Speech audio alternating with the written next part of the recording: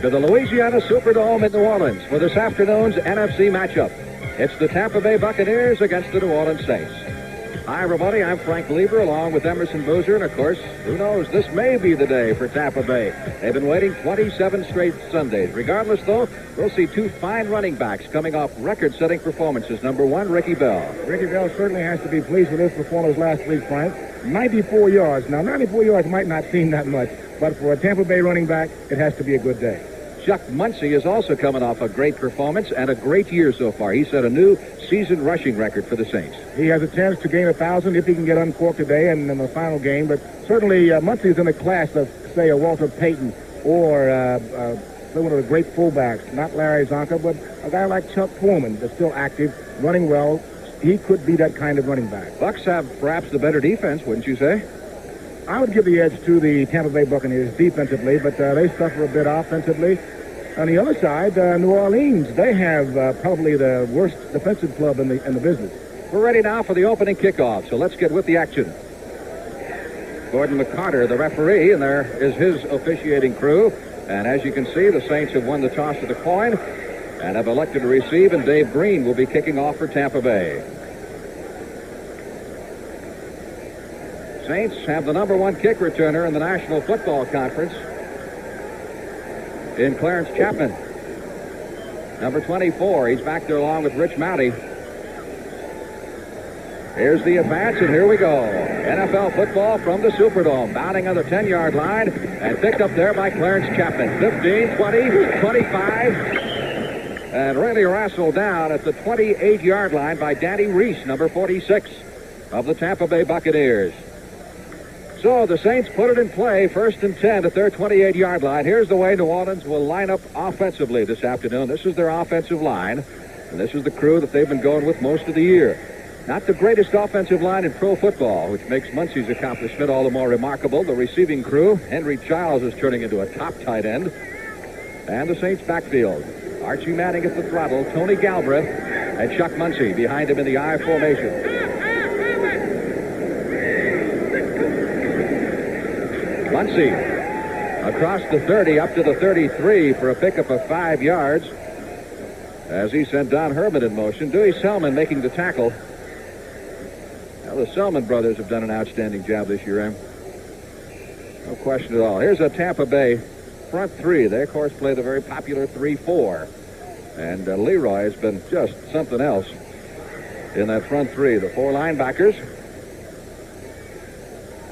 And the Tampa Bay secondary. 2nd down, 5. Saints ball at their 33-yard line. They sent James Paxton, who's in the game, out wide to the left side. The handoff to Muncie, and Muncie is lassoed behind the line of scrimmage for a loss of a yard. Dewey Selman leading the charge for the white-clad Buccaneers. It'll be 3rd down and 6. This telecast is presented by authority of the National Football League. It's intended for the private use of our audience, and any rebroadcast or other use of this telecast without the express written consent of the New Orleans Saints and the National Football League is prohibited. Saints ball, 3rd down, 6. Needed for the 1st down. They're at their own 32-yard line.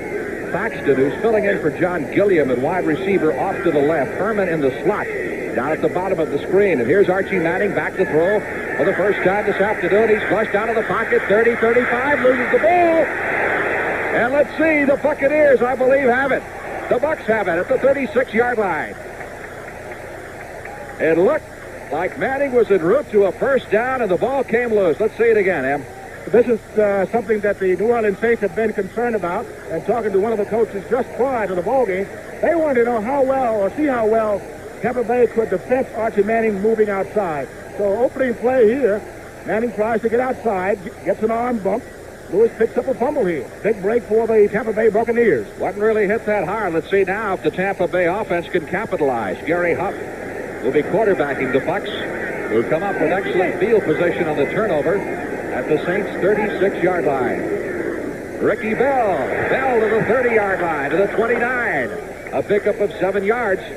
On his first carry of the afternoon, Pat Hughes makes the stop at 2nd and 3. Frank, looking at Ricky Bell opening play here, he had 94 yards last week. It looks as though from the onset it's going to carry into the New Orleans game because he gets through on a power play, a straight power play, finds a little running room, maneuvers through for a good pickup of 7 yards from there. Well, the officials move it back to the 30-yard line. Give him 6 on the play. Make it 2nd down 4.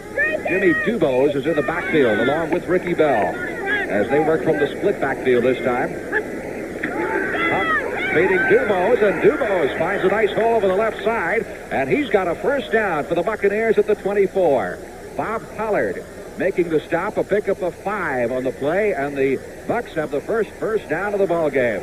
Here's the Tampa Bay offensive line doing a good job opening up the holes in those first couple of plays from scrimmage. The starting receivers, Jack Novak, being injured back in there. Started last week and starting this week. And one change in that backfield, Dubose in place of Ed Williams. 1st and 10. Bell threading his way across the 20 to the 19-yard line. That's another 5 yards. Frank, I might add that New Orleans is probably one of the lower clubs in the league against the rush. They are not a good defensive unit, but certainly they are weak against the run. I'll tell you how low they are. 14 out of 14 teams in the NFC against the rush. This is the New Orleans defense you're looking at, the 3 linebackers. And on paper, they shape up to be a much better team. Chuck Chris there was voted the most valuable defensive player of the Saints here in the past week. 2nd down 5. A penalty marker is down.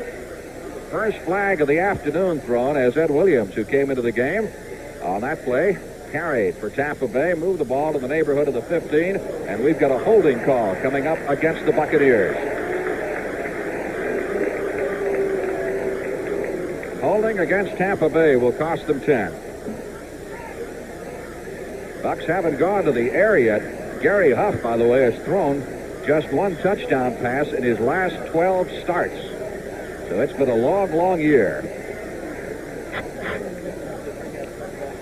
Holding, number 80, offense, 2nd down. Jack Novak, the tight end, flagged down for the holding call. It'll be 2nd and 15. Nose of the football just inside the Saints' 30-yard line. 11 minutes, 30 seconds left to play opening period. No score.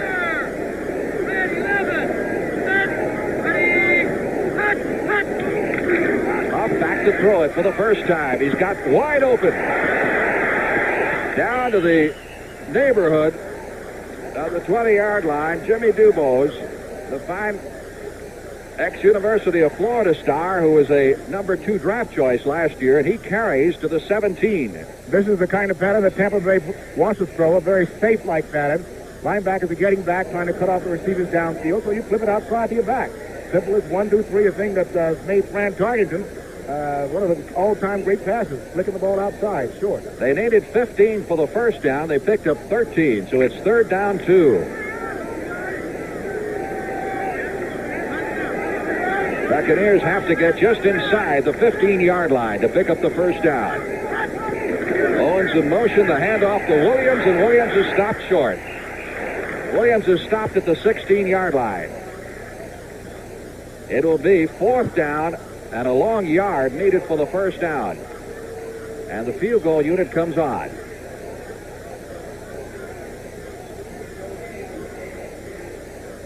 Green is 1 out of 3 in field goal attempts. That was against the Eagles, a 22-yarder. Ball will be placed at the 23-yard line, which will make it a 33-yard effort.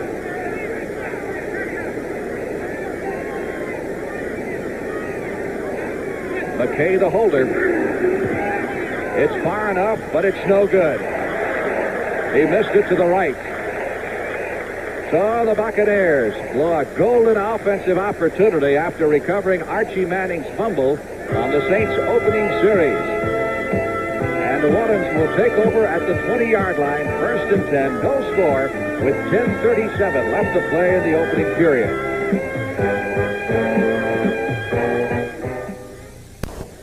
Frank Lieber along with Emerson Boozer. Superdome in New Orleans. Saints have the football, 1st and 10 at their 20-yard line. No score.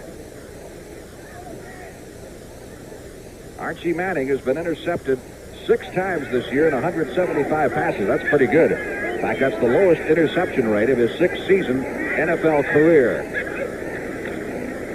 Archie handing off to Muncy, and Muncy gets it out to the 22-yard line. Muncy had 107 yards against the Jets your old ball club last week. Great week winning, but right now, look at number 61 right in the center of your screen. This young man has done an outstanding job. He moves very well. Watch him flow. Picks up the ball carrier. Evasive block here. Now, Muncie has no place to go. Now, that's how you should close it down when you're on the move, plus trying to evade a blocker. Well done, Mr. Selman. 2nd down 8. Saints at their 22-yard line. Thaxton, who normally plays a tight end, but is filling it at wide receiver as Gilliam is hurting. Wide to the left. That's Muncie on the handoff, and we get a marker down at the line of scrimmage. Penalty flag is down. Muncie gets it out to the 25-yard line. We mentioned Muncie has set a new club record for the Saints of 781 yards rushing in a single season. The old record held by Andy Livingston, who had 761 yards. And he's averaging 4.2 per carry behind not the best offensive line in pro football. Just vision what will happen if New Orleans can beef up their offensive line and get him rolling, along with Tony Galbraith, possibly the best 1-2 punch outside of what Dallas has. Let's get the call here against the Saints. Holding, number 62, offense, 2nd down. The center, John Hill, guilty of the holding violation, moves the ball back to the 12-yard line.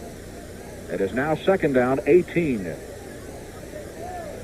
Buccaneers defense digging in, trying to get the football back. The Buccaneers have scored just once in their last 5 games. A Ricky Bell touchdown 3 weeks ago against the Lions. On the delay, nice hole for Galbraith, and Galbraith gets out to the 18-yard line, where he's knocked down by Richard Wood, number 54. I have no pity for the Tampa Bay Buccaneers because these guys can play defense. Galbraith and Muncie, they'll know that they've been hit. If you watch a hit here coming up, bingo by Brown. Good pick. Pickup of 7. It's still 3rd and 11. Saints have the ball at their 19-yard line.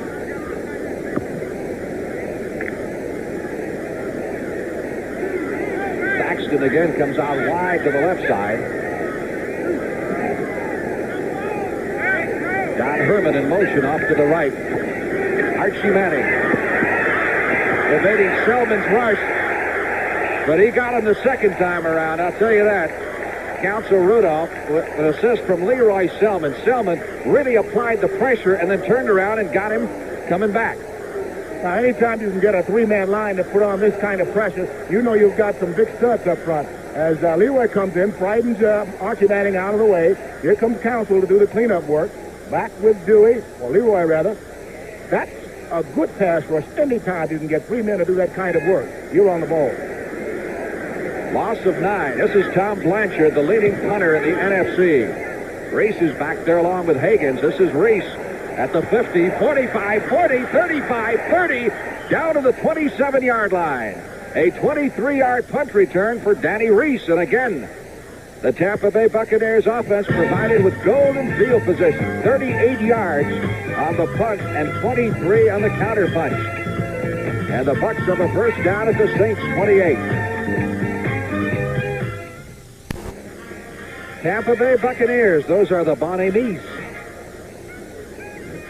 Those lovelies who perform before, during, and after each Saints game. 1st and 10 for the Bucs at the Saint 28-yard line. Their last possession started at the Saint 36. They got it down inside the 20, then the holding penalty hurt them. Ricky Bell in the sweep behind Williams' block. Bell gets it inside the 25 and is run out of bounds on the far side at the 22-yard line by Clarence Chapman, which would be a pickup of some 6 yards. Frank, this has to make the Tampa Bay offense reach back and get just about everything they possibly can, because you're not going to get too many golden opportunities like that. So once you're in having only 30 or 20 yards to move the ball for a 6-point score, you've got to reach back and give it all you got. 2nd and 4. The Buccaneers at the Saint 22-yard line. Owens is wide to the right side. Rest of the tee in tight. Bell trips and falls as he hits the line of scrimmage, stumbles forward to the 20 for a pickup of an additional 2 yards, which will set up 3rd down and 2.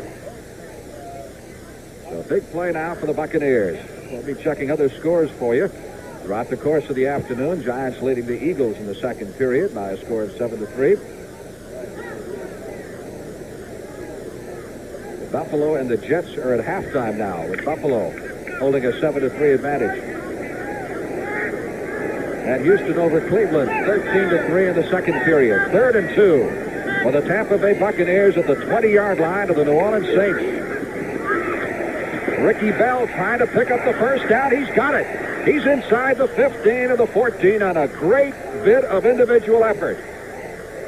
And the Buccaneers have the first down. That's an indication, Frank, what Ricky Bell can do. Give him some running room. The young man coming off a great week last week, 94 rushing yards. Here he wants to set the pace. Finds some good blocking with Dubose out front. An offensive line gives him a crack. The young man can run. No question about it. Another interesting stat here. Tampa Bay has not scored a first-period touchdown since November 28th of last year. I think they might break that today, Frank. Now, let's see. 7:13 left to go in the first quarter. No score. 1st and 10 from the Saints 14. Bell trying to get outside. Gets to perhaps the 13-yard line, and that is almost shoved up into the nickel seats.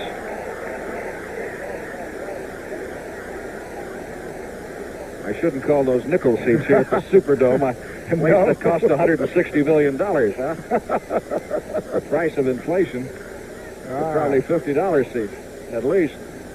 Well, they say lost the yard of the play. They spotted at the 15-yard line. Big game in the AFC has reached halftime with the Patriots on top of Miami. 14-3. Got a 29-yard field goal from Garo Yefremian. That's got to make the Baltimore Colts a little bit happy, Frank. I would imagine. 2nd down and 11 needed for the first down. Saints making the safety blitz by Chuck Christ. Long count play by Huff.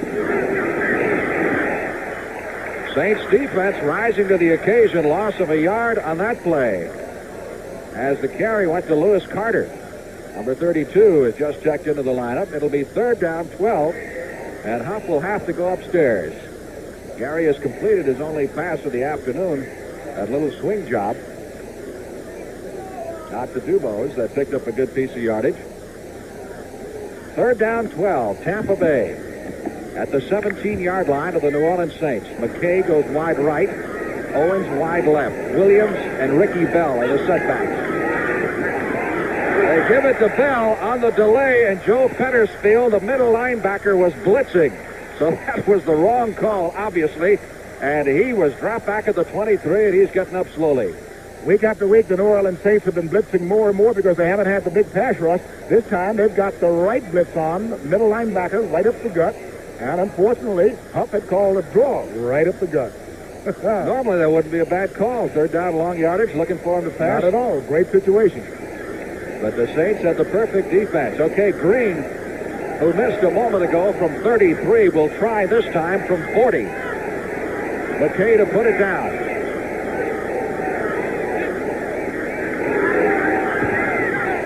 It is good. A 40-yard field goal by Dave Green. And the Tampa Bay Buccaneers lead the New Orleans Saints by a score of 3-0 with 5 minutes and 48 seconds left to play in the opening period. Hank Stram, who's got... If you catch him looking up, he's not looking at the scoreboard. All right, there's Dave Green, who just put Tampa Bay on the scoreboard. There's the book on their scoring drive. They didn't get far, but thanks to Green's toe, they've got 3 points, and the Saints have nothing. Rich Mounty pulls this one down at the 13, 20, 25. Breaks it out across the 30-yard line before he's dropped by Danny Reese, number 46. Crowd expected of about 45,000, which doesn't come close to filling this place. Obviously, it holds 70. Chicago leading the Packers in the second period, 14-10. Green Bay has just gone on the scoreboard on a 1-yard run by Barty Smith. And Mike Livingston has thrown a 30-yard scoring pass to Walter White. And Kansas City leads Seattle 7-0. 1st and 10. It's tied now, 7-7, pardon me. Here's Archie Manning. Drills Galbraith at the 35. Broke out of the grasp of number 33, Mark Cotney, and Richard Wood made the tackle at the 38-yard line. So a pickup on the play of 6 yards. It'll be 2nd down 4. So the Buccaneers back on the scoreboard again. And as we said, they've scored just once in their last 5 games. That was when Ricky Bell got a touchdown 3 weeks ago against the Lions. So that drought is over. That is the 3rd field goal, by the way, that Dave Green has kicked in the first quarter this year. On 2nd and 4, Galbraith breaks the initial tackle at the line of scrimmage. But boy, look at that horde of white shirts. They drive him back another 15 yards, and Leroy Selman steals the ball and runs it into the end zone. And Galbraith says, come on, guys. I like Tony Galbraith. He's a big running back, very quick feet.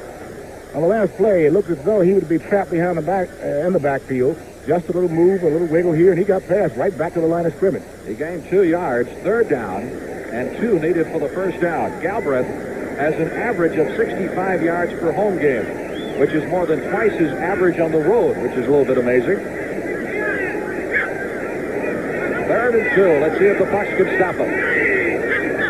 Berman in motion, quick pitch, Muncy. And the Buccaneers indeed have held the Saints without the first down as they stop Muncy. Stringing that sweep out perfectly. And listen to the boos. This is what makes that Tampa Bay defense a little bit tough. 4 linebackers setting back. As long as they can avoid the block, he faces number 57, Lewis, wards him off, brings it out until he gets help from his cornerback. You've got yourself a fine play. Blanchard in to do the punting. His last punt, 38 yards. Number 1 punter in the National Football Conference with an average of 42.5 yards per kick on 74 punts. Hagan's dropping back for this one at the 13-yard line. 15, 20, 25, and stopped at the 28-yard line. There's a penalty marker now. This will be the first series that the Buccaneers will be starting in their own end of the field, which is rather remarkable. 3 minutes and 36 seconds left to play in the opening period. 48 yards on that kick. And it looks like it may go against the Saints for having an eligible receiver downfield. One of the inside linemen left before the kick. So obviously the Buccaneers will push him back, want him to do it over again, hoping that Blanchard won't get off quite as good a punt. That negates a fine punt by Blanchard, 48 yards, and a young man that had to be talked out of retirement at the start of the season. Ineligible downfield, number 56, kickers. Repeat, 4th down. Lee Gross, number 56, the center of the Saints, left the line of scrimmage, and of course the rule states you cannot leave the line of scrimmage unless you're an outside receiver before the ball is kicked. Blanchard also got excellent hang time on that one, and will on this one too. Fine punt. Danny Reese under this one at the 23, 25, Reese 30, 35, 40. Look at him. Beautiful run back. The second fine run back for Reese, who is finally corralled at the 42-yard line. We've got another marker down, and this one apparently occurred at the point of the tackle. 44 on that punt by Blanchard. Oh, he gets it up there, too, doesn't he? Still not bad. He only shorted by 4 yards. 48 on the first, 44 on his second. You know, Raymond Guy of the Raiders in the Pro Bowl here a couple of years ago is the only man ever to hit the instant replay television screens that hang down from the ceiling here at the Superdome. And that thing didn't come too far from it. How high do you say that screen is from the playing surface? Personal foul, unnecessary roughness, number 71, kicking team during the return. Kurt Schumacher of the Saints whistled for the personal foul, and once again Tampa Bay, as a result, comes up with great field position and will start this drive at the New Orleans Saints 43-yard line. For Color Tribe. As a matter of record, the Buccaneers' 3 offensive possessions this afternoon so far have been from the Saints 36, the Saints 28, and now the Saints 43-yard line. So they haven't yet started a drive in their own end of the field.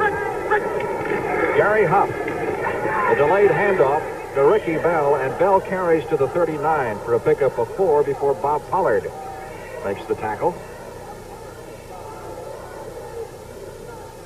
Saints have had a little bit of trouble with their defensive line this year. They are fortunate a bit, too. They have their number 1 and number 2 draft choices, Frank, starting in that defensive line. Right defensive end and Joe Campbell and Mike Foles. Tackle there. Ricky Bell comes out of the ball game for a brief rest. Got Lewis Carter and Dubose in the backfield behind Gary Huff. Dubose, 35, 30, first down for the Buccaneers at the 28. Jimmy Dubose breaking tackles at the line of scrimmage. And the Bucs continue to run very well. They're coming right at the young players I just mentioned, Campbell and Foles. Simple power play, straightaway running. Chuck Chris comes up to make this tackle, but just couldn't hang on, and Dubose picks up a fine gain. That's the 4th first down for the Tampa Bay Buccaneers.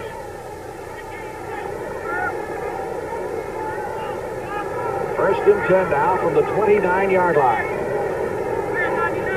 Saints have yet to pick up a first down. Here's the blitz. Bell senses it, goes outside, and we got a marker at the line of scrimmage as he's run out of bounds at the 27. Got a yard in the play. No more than that, but a marker is down. And this one, I believe, will go against Tampa Bay. That Saints defense on the right side, we mentioned they have Joe Campbell at right end, who is their number 1 draft choice, and Mike Foltz at right tackle, who is their number 2 draft choice. So they're going with youth, as Emerson mentioned. Walk off against Tampa Bay, and for what? Holding, number 62, offense. Repeat, first down. Jeff Winans, left guard, guilty of the holding call, so that moves it back to the 39-yard line of New Orleans. It will be first down at 20. Frank, the New Orleans Saints opponents have averaged 4.5 yards per carry. His ranks been about 26 out of 2018.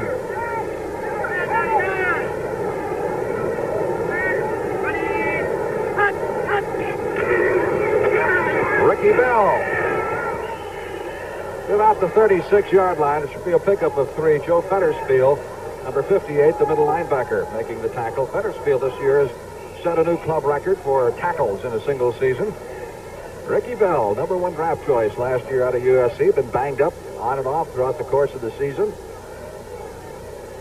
Hard to compare him with Tony Dorsett when you consider the supporting cast that Mr. Dorsett has in Dallas.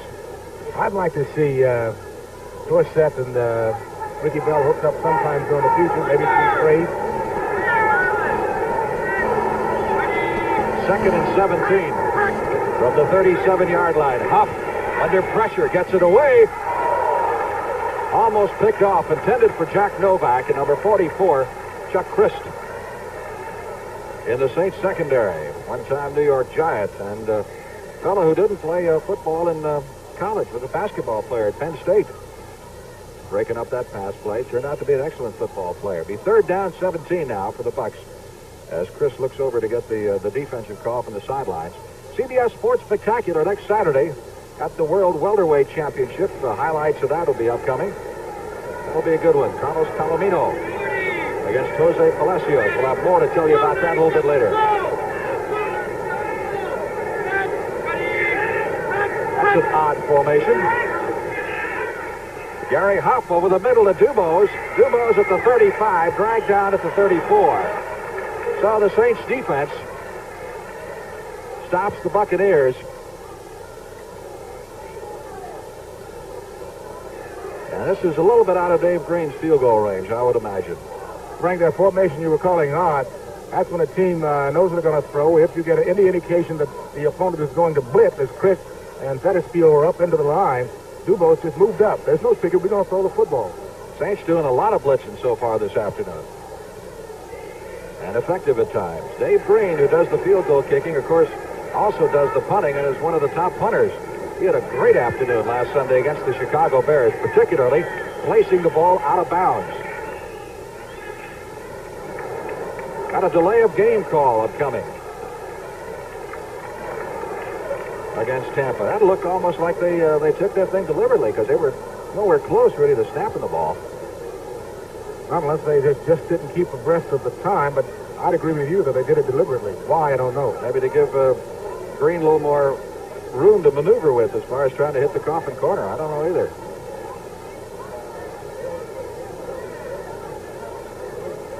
there's the Tampa Bay punter standing back at his 50-yard line. We've got 22 seconds. Kickers, fourth down. 22 seconds left in the opening period, and the Buccaneers lead New Orleans 3-0. And they've certainly had the best of it. They've controlled the ball most of the first quarter and should obviously have a great deal more on the scoreboard than just those 3 points. Pretty good rush. Green for the near sideline. Takes a great New Orleans, or rather Tampa Bay bounce, and is down at the 4-yard line. I'll tell you, we were down in the Tampa Bay area last week for the mixed team championship, and that's just like a fine golf shot, putting a lot of bite on that thing, and it came right back. Curtis Jordan down it at the 4. CBS Sports Spectacular will present next weekend the National Hot Rod Association World Championships, the culmination of a 10-year event for drag racing's finest drivers and machines. You also see the U.S. Professional Arm Wrestling Association Championships. All coming your way next Saturday on the CBS Sports Spectacular. Well, the fans are getting restless. A lot of boos raining down from above here at the Superdome. Officials mark the ball at the 5. Archie Manning throwing from out of the end zone, and he is going long. Intercepted by the Tampa Bay Buccaneers, Mike Washington, and Washington giving it back to Cedric Brown, and Brown is inside Saints territory to the 34-yard line. And again, Tampa Bay will start a drive in New Orleans into the field for the 4th straight time in this first period. Clock ran out. That's the end of the first quarter with the score. The Bucs 3, the Saints nothing. Over by the New Orleans Saints. Let's take a look at it again, Em. It's a quarterback's dream. Certainly the receiver loves it. A home run pass. Didn't work here because Mr. Washington looked like the receiver, even though they had double coverage of Cedric Brown and number 40 Washington. But look at the lateral here. I question whether it was done in legality. Well, he looked like he was behind him a yard or two. All it's got to be is back. It's a very heads-up play, obviously, by Washington, and Cedric Brown carries it back another 25 yards or so before he's finally run out of bounds at the 34-yard line. In New Orleans, end of the field, 27 yards on the return. And here come the Bucs again. 4th straight possession inside the Saints end of the field. That's absolutely amazing. Unbelievable field position. Ricky Bell in motion. It's Dubose to the 30. And Dubose carries to the 26-yard line. 7, maybe 8 yards in the play before Chuck Christ made the stop. Dubose is a big back, a pretty good runner out of Florida. Here he just finds a little running room. It's a straight play, man-on-man blocking up front by the offensive lineman. They do a great job coming off the so-called weaker side of the Saints where they have 2 rookies, Campbell and Polk. And something's going to have to be done over there, Frank. 2nd down and 3, a short 3 for the Tampa Bay Buccaneers at the 27-yard line of the New Orleans Saints. Again, Ricky Bell in motion. Again, Dubose, this time right side, and this time he is stopped short of the first down. No gain at the line of scrimmage by Fultz. First quarter statistics show the Bucs winding up with 56 yards total offense, and the Saints 11. And the Saints were -3 passing. Next Saturday afternoon on CBS, here's a great matchup. Redskins still in the running for the playoffs, but they have to beat the Rams, and that game will be held in Washington. And you'll see it all on CBS. 3rd down. A yard needed for the first down. Buccaneers at the 25-yard line of the New Orleans Saints. They give it to Ricky Bell, and I don't know if he got it. This will necessitate our first measurement of the afternoon. Bell, 26 yards and 9 carries in the first period of play. It'll be interesting to see if they don't make it here, if they go for it on 4th down. I don't really think so. If anything, he'd take another shot at the field goal. I tell you, you keep getting this good field position and coming out with nothing or just 3 points, and it's got to be discouraging because a touchdown can get you. I believe that once you get down there, you've got to come away with something, be it 3 points or 6er, but you've got to get something. Well, he doesn't have to make that decision because the Buccaneers picked up the first down by the margin of the nose of the football. It will be a first down, Tampa Bay at the 24-yard line. That is the 5th first down of the afternoon for Tampa Bay. Bucs are really running well, but keep in mind they're going against the worst rushing team in the NFC.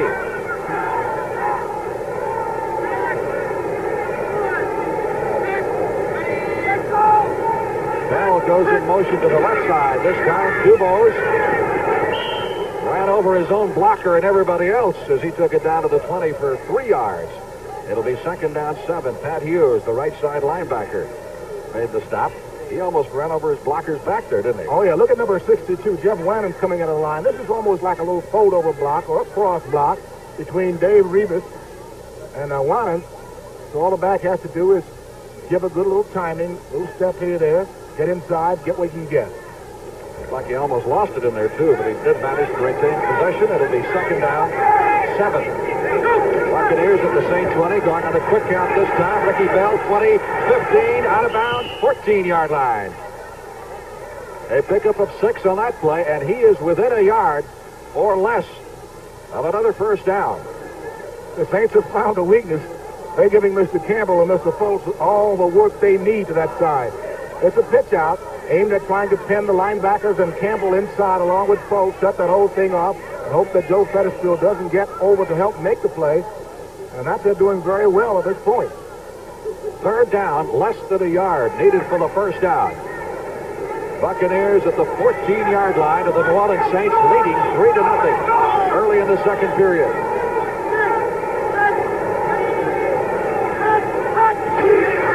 Quarterback sneak by Gary Huff, and I think he's got enough. I didn't mean to say Huff had enough, but it just came out that way. A little play on words, huh? Yeah. Another 1st down, number 6 for Tampa Bay at the 13-yard line. I tell you, they keep playing like they have. And you might see a situation as happened up in Detroit where the home team, in this case the visiting team for the Bucs, starts cheering for Tampa Bay. This also reminds me of Tampa Bay's week at New York, or New York down at Tampa Bay, where they had the ball inside the 20 about 6 times. Lost the ball game. Quick hitter, Ed Williams carries to the 10.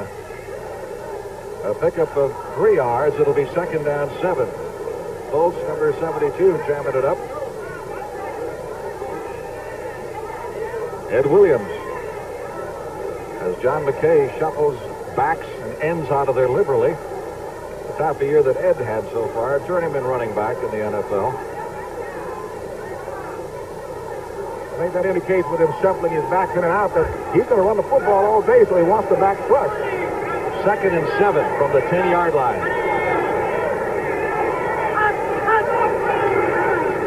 Ricky Bell behind Williams to about the 8-yard line. Chuck Crisp making the stop. Bell has to average 60 yards over these last 2 games of the season to break Lewis Carter's club record of 521 yards established last season. That's still in the 1st period, if you can imagine that. There's an offensive show for you. Kansas City and Seattle have already scored 5 touchdowns in the 1st quarter. Got 1 minute and 9 left. Our score, 3-0 Tampa Bay. 10:45 left in the 1st half. It is 3rd down, and the Bucs need 5 for the 1st down at the Saints' 8-yard line.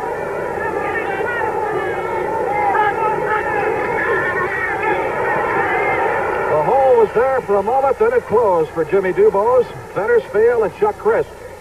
Jammed it up after a pickup of maybe a yard. We take another look at it here. It's a 4-3 defense, even line, we should say. Here comes Fettersfield along with Chuck Crisp. Now, anytime you're a free safety has to make as many tackles as Chuck Crisp has done, as an indication that things are not working as well up front as they should.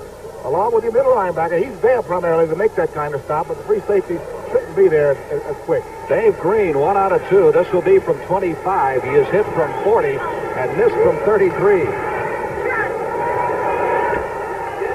He's got it.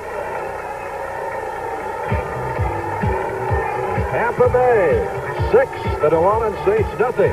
9:54 left to play in the 1st half. And could it be? Stay with us.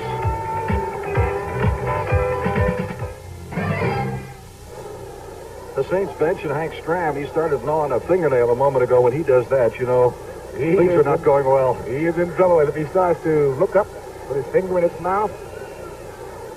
Dave Green kicking off. Monty and Chapman are deep. Saints have done nothing. This is Rich Monty.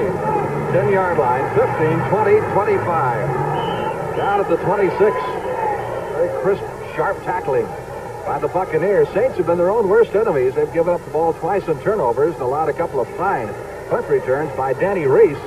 And as a result, Tampa Bay has yet to start a drive in their own end of the field. Listen to the boos raining down from above now. Frank, I'll tell you what happened. Normally this time of year, players, if they're not having a great year, they start to pack their bags. Out-of-town players, they start to pack their bags, send their children back home, get their furniture out of the way, in preparations of leaving. We'll finish the story. First and 10. New Orleans at their 26-yard line, and Archie Manning wants to put it up. Big rush, and down he goes. Leroy Selman.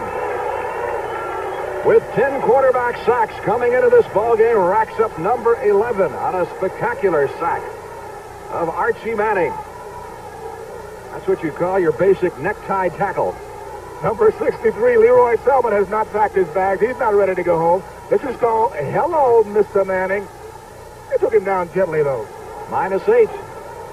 Those with the ball inside the 20-yard line. It is second down 18. I imagine Mr. Manning had a word or two to say to his offensive line in the huddle.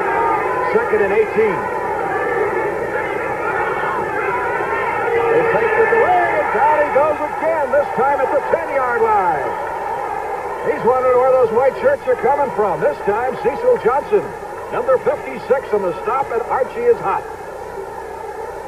The same thing is happening. It was a blitz inside by Cecil Johnson, bringing everything you can out of Archie Manning because he is dangerous, and they find him. The most amazing thing here, look at it again from another angle. You see it as Manning would see it. He really doesn't have time. Watch number 56 there now. He closes in. Really didn't know where he was. Loss of another 8 yards sets up third and 26. If the Bucs hold them, they can expect to give the offense field position again in the Saints' end of the field.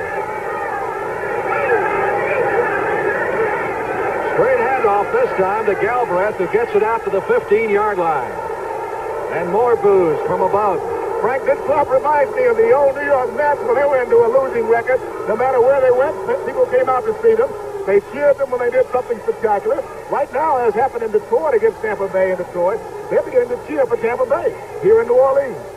Tom Blanchard standing back at his goal line, and with any luck at all, the Buccaneers should have field position in New Orleans' end of the field for the 5th consecutive time. Nice high punt. Reese back to his 35. Beautiful kick. There's a penalty marker down, thrown at the line of scrimmage, and there's another marker down. And Reese gets up ready to take on anybody. 51 yards on that punt by Blanchard. But we may have had the ineligible receiver downfield because there was a flag dropped before the ball left the toe of Blanchard. Then another one dropped after the tackle. This call, the second flag, was for a face mask. And here it is, as Reese getting his face mask tugged on rather severely by number 71, Kurt Schumacher. This will be an interesting discussion if both of these go in favor of Tampa Bay, if they'll want the Saints to kick it again, or if they get the option here of taking the face mask penalty, which will move the ball into New Orleans' end of the field. From where they are, Frank, it looks as though it might be offsetting penalties because if not, they wouldn't have been huddled here near the 40 that long.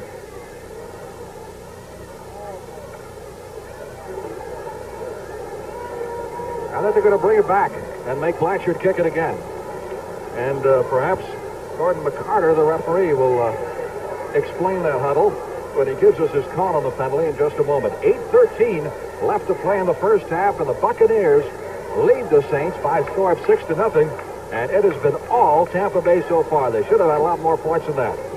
Here's the call. Ineligible downfield. Number 56, kickers, is the accepted penalty. The other flag was for a face mask on the return. That one is declined. We'll repeat, fourth down. Well, apparently they had their option of accepting either penalty. Now, had they had the other one, had they accepted the face mask, they probably would have wound up with the ball around the 50 or 45-yard line of the Saints. So they're taking a gamble in accepting this penalty, pushing the Saints 5 yards further back and making Blanchard kick it from 5 yards deep in the end zone. And they can get it a lot closer. This punt is a little bit shorter, but not much. Reese at his own 40, 45, and out of bounds at midfield. And we got another marker down. Another marker down back near the line of scrimmage. First indication is against New Orleans. Are you believing this? Personal foul against the Saints is the preliminary indication, and Danny Reese is pointing which way. He said, shove him back, man, half the distance to the goal and let him kick it again.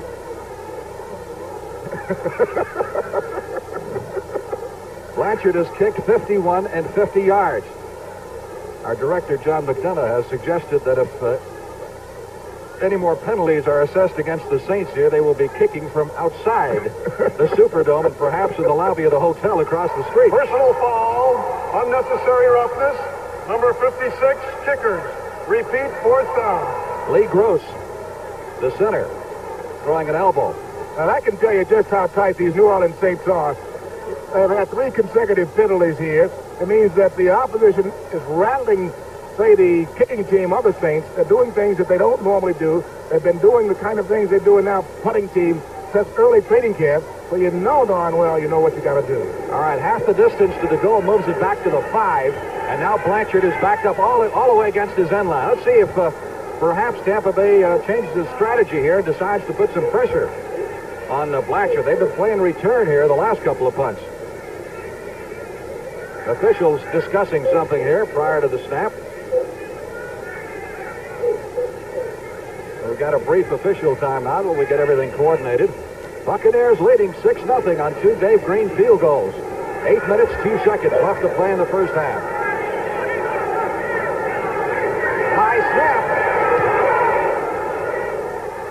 Isaac Higgins at the 50-yard line. Turned out to be a great kick all the way back to his 42, 45, 50, 45. Higgins spinning around at the 43, 40, 35, 30, and finally down at the 24-yard line. Another flag is down. This one, I believe, came after the tackle, but what a run back. He gave ground almost 15 yards after accepting the ball. Take a look at this thing again. You'll notice that he starts the point here. Isaac Higgins, number 81 here. That point block, sometimes when a man is free, makes him believe that there's a potential blocker in the area when there is none. But he puts on a fantastic effort here to stay on his feet, getting whatever he can and all that he can out of this run. Beautiful run, and the penalty was against the Saints on the punt, and it's being declined, as obviously Tampa Bay wants the football at its own 25-yard line. Ineligible receiver downfield again, if you can believe that, against the Saints. So the Buccaneers now have started from the Saints' 36, the 28, the 43, the 33, and now the 24-yard line. Just imagine, Frank, if you had just gotten 3 points each time you've been down there. That's right. This is their 5th possession of the game, and all have started in New Orleans' end of the field. 3 great punt returns, 2 by Reese, 1 by Higgins, and 2 turnovers.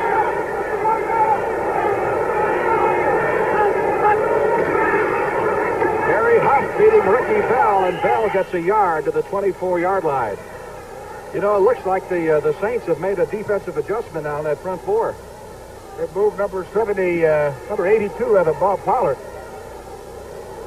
You couldn't find Carol Burnett last night. The reason is she's moved to Sunday nights, and on hand to help mark the occasion tonight will be guest star Rock Hudson. So join the fun tonight at 10, 9 Central and Mountain Time on CBS. Pollard, who started on the left side of the line, is now playing the right tackle, and Fultz, who was at right tackle, has been moved to left. All that inexperience on the right side of the Saints defense was costing them dearly. Ricky Bell, penalty marker down as Bell fights his way inside the 20 to the 18-yard line. Frank, to tell you a story, that happened to the New York Jets when I was playing down in Baltimore. Bubba Smith was having a fantastic day against young Dave Foley at the time, and now plays for Buffalo. And we tried to move him to the other side of the field, same as Pollard has done. Baltimore countered by moving Bubba Smith to that side of the field. They were on with musical chairs there for about 3 minutes. We've got two delay of game penalties trying to hide our tackle from Bubba Smith. This one goes against the Buccaneers. Moves the ball back to the 34-yard line, and Gordon McCarter, the referee, with the call. Number 62, offense. Illegal use of hands goes against Jeff Winans, who is working on Bob Pollard, or vice versa. Look at it again here. Number 82, Pollard, and Winans is right in front. Somebody gets a hand. There's a hand. You shouldn't have that hand. He has a black glove on there, and a black jersey is kind of tough to see. But the officials are doing a great job. They found it. Second down, 20. Buccaneers at the 34. Up, looking for a receiver, and he's buried. Back at the 42-yard line. Elois Grooms, number 78, thundered through there and trapped Gary Huff for the first time this afternoon. You really can't blame the young Buccaneer offensive line for this. You'd have to give credit for the Saints secondary because Huff had all the time he needed here. He's standing there poised as if he is going to be bronze, and Grooms finds him. Another look at it. Getting upfield. You can't. You'll see Grooms come in from the left side of your screen as Pollard reaches for him, collars him around the ankle. New Orleans covered well downfield. Third down. Now the Bucs have 27 needed for the first down. As they're at the Saints' 42-yard line, and Dubose is hit at the line of scrimmage. Sharp, crisp the tackle. That time by Mike Foltz, number 72, the rookie. And the Saints defense does quite a job because that drive started at the 25-yard line in New Orleans and winds up at the Saints' 42. So the Saints defense holding Tampa Bay to a -17 in the 3 downs. And Dave Green comes in to do the punting. 6 minutes left in the first half. Buccaneers leading 6-0. His last punt, 33 yards. He put that out of bounds, though, or it was down, I should say, at the 5. Low line drive, bounces at the 15, rolls inside the 10, and the Buccaneers desperately trying to get to it, can't do so before it crosses into the end zone for the touchback. So New Orleans will get the football at the 20-yard line. First and 10 with 5:38 left to play in the first half, and the Bucs leading 6-0. Emerson Boozer, Superdome in New Orleans, Louisiana. Listen to this. The Saints have not yet been past their 40-yard line. They have no first downs and a total of -2 yards total offense. Well, there's a man that's trying to do something about remedying that. Chuck Muncie lost his jersey en route, but he said, man, it is time to get it on. Muncie, one of the few players in the league who wears glasses when he plays, a shatterproof plastic job. We'll take another look at it. This is the power play. He's got to lead back. Gallbreath in front, but he can't find anybody to block for him. He just rambles his way, gets his jersey half torn off. And he's supposed to come out. I think league rules that once you use that tearaway jersey.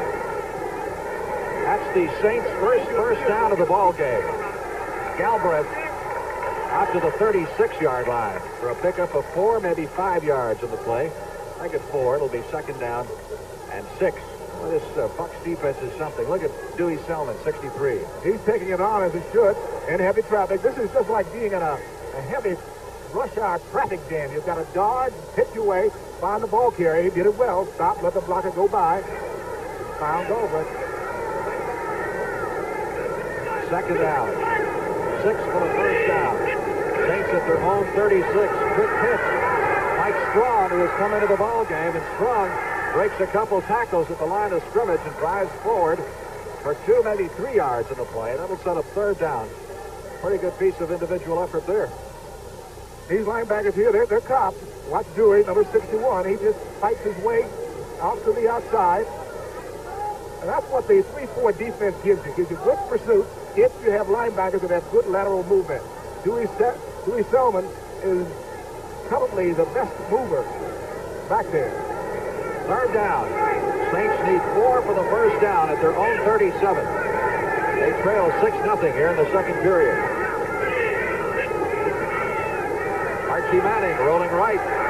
Fires on the run and can't reach his intended receiver. James Staxton, number 86, and we got a marker down back at the line of scrimmage.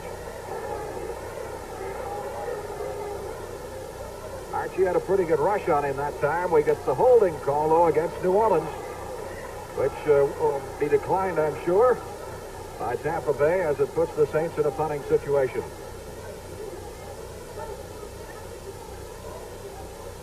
Three minutes, 39 seconds left to play. First half. Holding, number 7, offense, decline, fourth down. Marv Montgomery, number 77, the offensive tackle up at the top of your screen. He's got a load, and Leroy Selman, rather. You can see his left hand almost about to rip the numbers off Selman's jersey. Here's Blanchard, gets a high snap, and again gets it away nicely. Danny Reese at the 25, hit at the 29.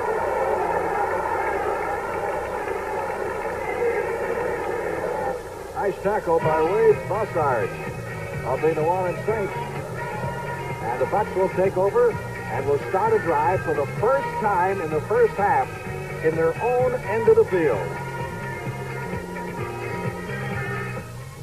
Well, the Bucs have some representation on the sidelines, too. You see one of their cheerleaders there they brought from Tampa. And there's better than 100 fans who came from Sarasota, Florida, who are in the stands today trying to cheer the Buccaneers on to their first victory ever. The swashbuckler. First and 10 from the 29-yard line. Dubois taking the handoff. Gets to the 31 for a pickup of 2. And that defensive maneuver by the Saints apparently is paying off now with Pollard. They're moving over to the right tackle position, giving Campbell, the rookie, some help on that side, and Fultz having moved to the left side. The Buccaneers haven't run nearly as well in the second period as they had in the first. On that last play, Campbell and Pollard just shut it down in a hurry. There was nothing from the onset.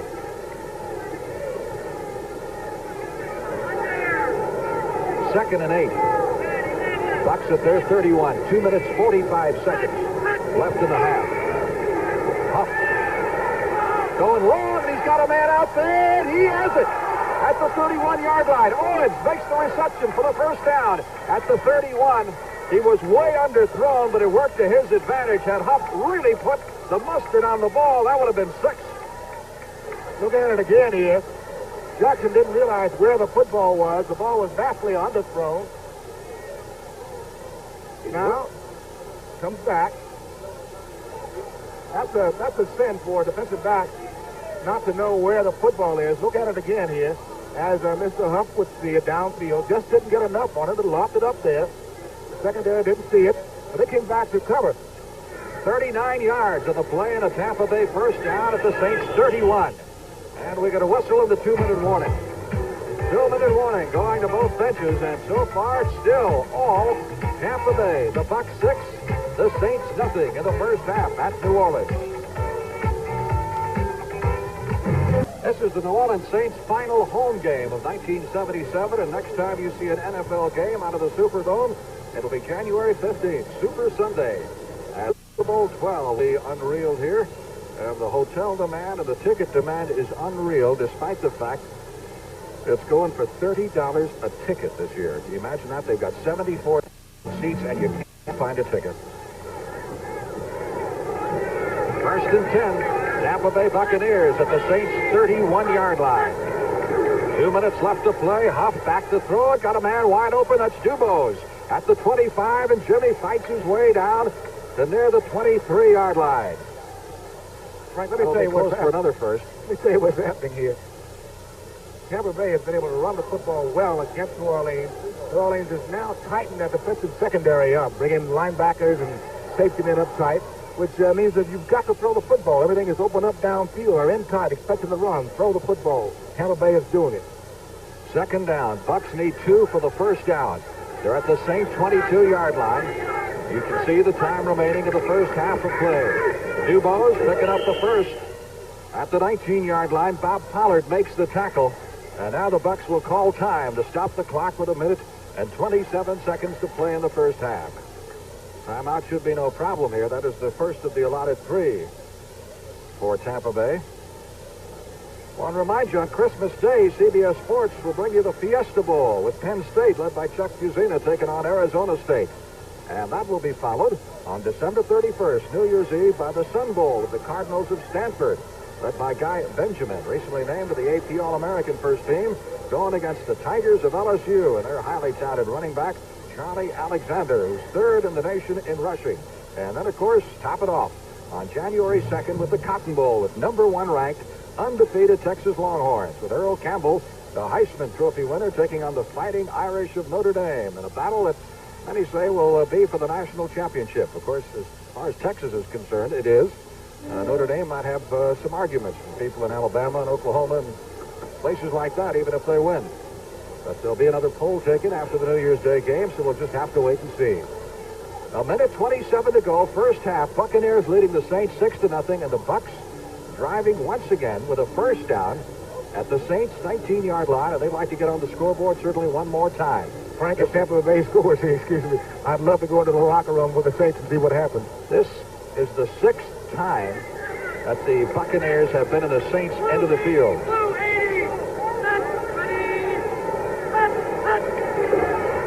Huff back to throw it. Floats it out for Lewis Carter. Carter at the 7. Fumbles the ball and falls to the 5. Had he not dropped the ball, he would have had clear sailing to the end zone. He would have had a touchdown, Frank. He does a little dance step here as he catches the ball, and the defensive back goes right by him. Watch. I don't know what happened here, but he's fetching a blitz. Huff had both of his backs up to pick up a blitz.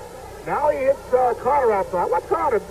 He realizes that he's still on his feet, takes off, drops the football, fortunately picked it up. Good game.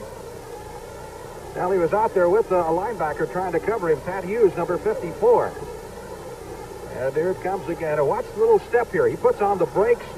Whoops, there goes Hughes. Now he's got clear sailing. Whoop, forgot something. But the thing bounced right back to him, so he got the first down.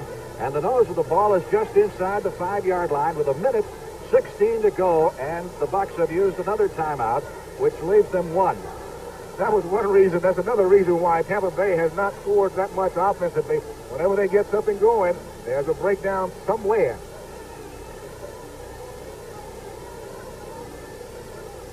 Carter, I'm sure, can't believe it. There was nothing but green artificial turf ahead of him.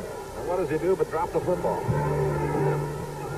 All right, here come the Buccaneers. First and goal to go. Nose of the ball inside the 5. Huff, by the way, is 5 out of 6. He's had an excellent first half. And Huff is going to throw it again. Floats it out. Corner of the end zone. Touchdown! Morris Owens pulls it down in a corner of the end zone. And the Buccaneers have their first touchdown in 3 weeks. And their second touchdown in the last 5 days, and they got to be dancing in the streets in Tampa. Yes, so the delay batter from the backside. You go down, you work the end zone, you loft it up. As he trails down the back of the end zone, Huff puts the ball on the money. The great thing about this, Frank, is that these Buccaneers got a big round of applause from the people here in New Orleans. Beautiful throw, and that gives Huff 6 out of 7 for 80 yards in the first half. 71-yard drive in 6 plays. And here's the extra point try by Dave Green. That's good.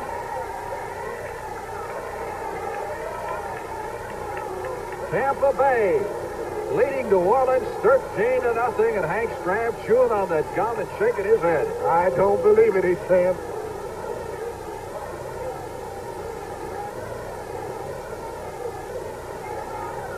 The Buccaneers have dominated the first half. More so, perhaps, than in any other game they have played. This whole first half has been played in the Saints' end of the field. New Orleans has yet to cross the 50-yard line. Buccaneers' defense have been just magnificent. And, of course, the offense couldn't help there but take advantage of several of the opportunities handed them. As they had the ball 6 times in the first half in Saint territory, and all 6 of those times inside the 40-yard line. There's the deep men. Mounty, number 84 on the left, and Chapman, number 24 on the right, the leading kickoff returner in the NFC. Mounty chasing this one back to the 6-yard line, 10-15, heading for the near sidelines and run out of bounds at the 22.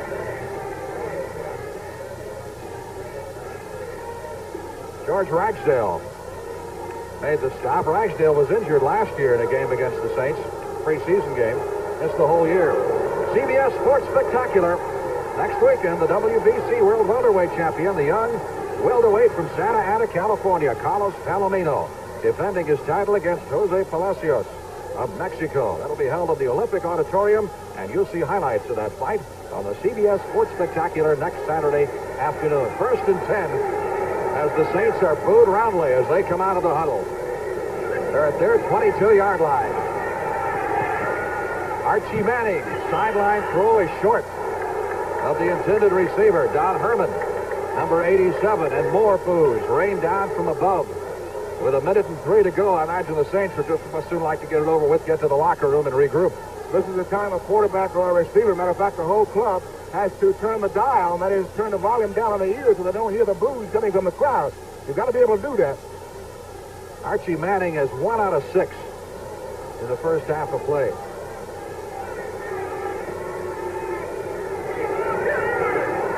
Second and 10. Muncy jammed up at the 25-yard line after a pickup of 3. And the Saints are going to use the first of their 3 timeouts to stop the clock. Looking at it here, this is what the defense sees as it comes. It's a draw play, recognizes the draw play. Dewey moves over, gets blocked. Muncy runs away from him. And here comes Lewis to clean him up, along with Counsel Rudolph. Lewis has been an outstanding performer for the Buccaneers this year, number 2 draft choice out of Southern Cal. There's John McKay. What did John say here the last week? You know, one thing about this man, he has not lost his sense of humor, and that is a very, very valuable asset. I think he said he was going to go out and buy him an O.J. Simpson poster so he could remember what it was like when he was a good coach. One thing John's got to remember, too, he was coaching at the collegiate level. This is a professional rank. And you're going to have to do more things, have more people playing football, quality people. CBS Sports Spectacular next Saturday also features the 1977 National Hot Rod Association World Championship. That was held at the Ontario Motor Speedway 10 miles southwest of L.A. several weeks ago. And you'll see the highlights, the U.S. Professional Arm Wrestling Championship, and the World's Strongest Men Competition. They're getting down to the nitty-gritty now. They've got a tug-of-war schedule. There's Archie Manning rolling out, gonna run it. Archie to the 30, up to the 35, to the 36-yard line. He has the first down. 48 seconds left to play in the first half. Saints have 2 timeouts left if they want to use them. And they're going to go apparently without a huddle, but hold it, timeout. We got a Tampa Bay player. Shake it up. We've got 2 of them down, yeah. One of them looks to be Dave Lewis, and the other one, Cecil Johnson. Both of them linebackers. That play covered 11 yards. And was only the Saints' second first down of the first half. So effective has been the Tampa Bay defense. Both of these guys are starters. Next Sunday on CBS, the full lineup of regional games for you. Chicago closes out against the New York Giants, and the Saints finish on the road against the Atlanta Falcons. St. Louis winds up their season at Tampa Bay, the Buccaneers' final home outing. And San Francisco is at Green Bay. You look at another of these stats here, and all these, most of these stats at Tampa Bay have to be negative. They have yet to score their first touchdown in 6 home games this year, which is absolutely incredible. Their fans, some 300,000 who have been on hand this year for their home games, have seen the offense produce just 3 points so far. But nevertheless, it's a tribute, I think, to the fans of Tampa Bay and the surrounding area, that the crowds have held up tremendously. They have averaged, counting preseason, somewhere in excess of 54,000 fans per game, which proves certainly that Tampa Bay is very much a major league market. Back to play we go. 1st and 10. Saints at their 36-yard line. 43 seconds left in the half. And New Orleans trailing 13-0. Archie Manning trying to run out of trouble again, and this time he chose the wrong way to go. The ball is free, but he was hit by none other than Mr. Leroy Selman, who has been in his face all afternoon. This is when Archie Manning is tough. He starts the roll pattern here. One of the favorite kind of passing patterns for Hank Stram. He called it his moving pocket. Tampa Bay shut it down. Now Manning runs right back in the wrong way, because on the right side of that Tampa Bay line houses Mr. Leroy Selman. That's 4 sacks against the Saints. Manning winds up, sideline throw is completed. And that'll be for a first down to Don Herman at the 43-yard line. And they say the clock continues to roll there. That's what they're out about. He looked for all the world like he was shoved out of bounds. But the official gave that circular motion with his arm to keep the clock going. And now the Saints have to use one of their timeouts to stop it with 19 seconds left to play. Apparently he ruled that he was stopped standing up before he went out of bounds. Next Saturday on CBS, this will be a great matchup. The Rams, who are certainly one of the two best teams in the NFC right now, along with the Cowboys, take on the Washington Redskins, who still have wild card playoff aspirations, and that is a must-win situation for Washington. And you can see it all next Saturday on CBS. Also, Washington's got their slingshot back in action. Billy Tillman cranked it yesterday and had a fine day throwing the football and moving around. Absolutely. After about, 6-7 weeks of inactivity. We might point out, by the way, as Archie Manning discusses things with Hank Stram, that the ball now is at the Saints 43-yard line, and that is the first time that New Orleans has been beyond their 40-yard line in this entire first half. Who would have believed? Saints are not that bad a football team offensively. They've they beat the Bears, right? They beat the Rams. They beat the Rams, yeah, absolutely. Archie Manning rolling to his right, fires over the middle, and hits his tight end Henry Childs at the Tampa Bay 44. And now here's another timeout called by the Saints with 10 seconds to go. So they're out of timeouts. Henry Childs hasn't been in the offensive scheme that much today, but he has been that big gun when Archie wants to pass. As a matter of fact, he was voted offensive team MVP this week. They're really high on Mr. Childs, feeling that he is taking his place among the top tight ends in the National Football League. Makes some great catches this year, and is within a touchdown catch of setting a new club record for scoring. He's had just a fine year. He's had 8 touchdown catches this year, which is a new record, and their scoring record is also 8. Danny Abramowitz, who was a great receiver for the Saints down through the years, caught 7 touchdown passes 3 times during the course of his career. So Childs has now surpassed that with 2 games yet to go. He also leads the league in touchdown receptions with 8. That 8 he has so far. All right, Manning has conferred with the dapper Hank Stram, one of our former CBS colleagues. Hank probably wishes that he were back up there with us right now. Good old Hank. He's going to have a lot to say at halftime. Oh, I'll bet. 1st and 10. Saints at the Buccaneers 42. 10 seconds left in the half as Manning still looking. 6 seconds, 5 seconds. Finally throws it out of bounds and away with 3 seconds to go. Paxton was the intended receiver, but Archie saw he's going to be jammed up over on the far sidelines, and he just unloaded it.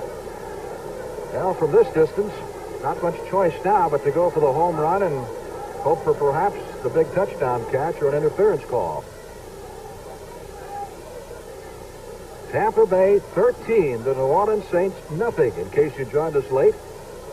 And Tampa Bay has completely dominated this first half of play. Brilliant defense by the young Bucs, who average, just 24 years of age by far. The youngest team in the National Football League.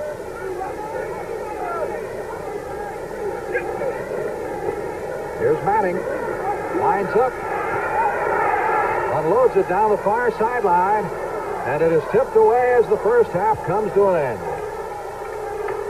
So the Buccaneers race to their locker rooms with a lot of zest because who knows? This could indeed be the day at the Superdome in New Orleans. That's the end of the first half. The score, the Bucs 13, the Saints nothing.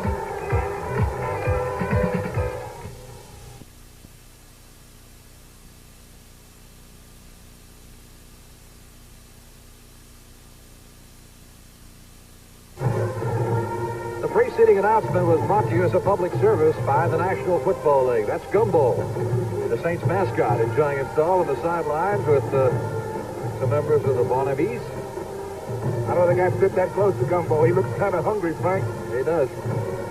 Here's the first half statistics in our game, and to give you a pretty good indication of the way that the Buccaneers have dominated. And look at the time of possession at the bottom of the screen, how long they've had the football.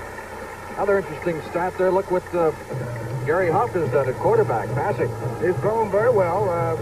Why? I'd say all due to his running attack. He opened up in the first quarter, running the football a lot, well into the second quarter.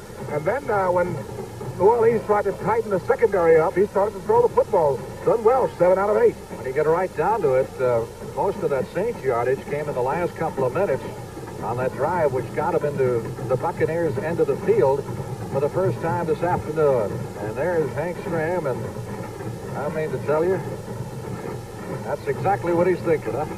You might be able to see the jugular vein sticking out. I think he's changed complexions about 3 times today. So both clubs back on the field prior to the start of the second half of play. Tampa Bay leading the New Orleans Saints 13-0. And the Bucs hope that this will be their first victory ever. That's the acknowledged record for consecutive losses in the NFL is 29.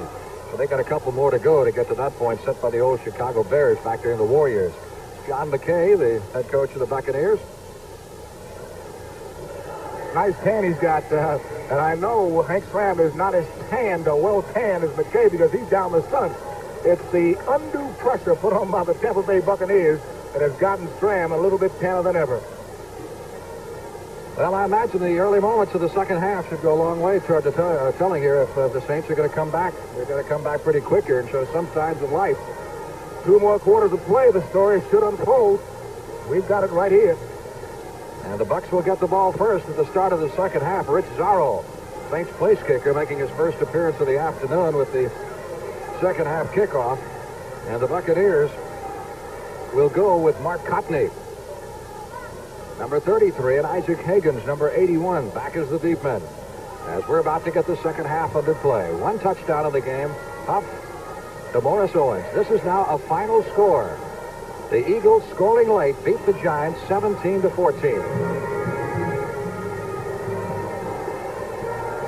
Cotney at the 10-yard line. 15, 20, 25. Really popped at the 25. Managed to hang on to the football. Got to the 28. It was Rick Kingray, number 53 of the Saints. 19 yards on the kickoff return. And he was hit hard. So 1st and 10 for the Buccaneers, and Chuck Christ, one of their regular safeties who also plays on the specialty teams, was shaken up on that kickoff return, and he's going to have to come out of the ball game. And they sent in a quick replacement for him in Jim Marcellus, number 40, the former Kansas City Chief. There's Chris, the most valuable member of the Saints defensively. And he's hurting. We're going to see if Huff try to attack Jim Marcellus right away, but remember, Marcellus used to be the starting quarterback for Hank Stram when he had the Kansas City Chiefs. Was noted for a tough bump and run type player. Now New Orleans has him backing up both corners, both strong and free safety. Morris Owens goes wide to the right side, rest of the tee in tight. As Gary Huff, who hit 6 out of 7 in the first half, calls the signals, gives to Ricky Bell, and Bell is still behind the line. Loss of a yard in the play. Mike Fultz, number 72, the big rookie, number 2 draft choice for the Saints, making the stop. It'll be 2nd down 11. As we're going to see if Tampa Bay will make any changes. New Orleans moved Fultz over to the left side, Pollard to the right. And looks as though they didn't really block him well backside, trying to attack where Pollard is now. Let Fultz get in on the left side. 2nd and 11.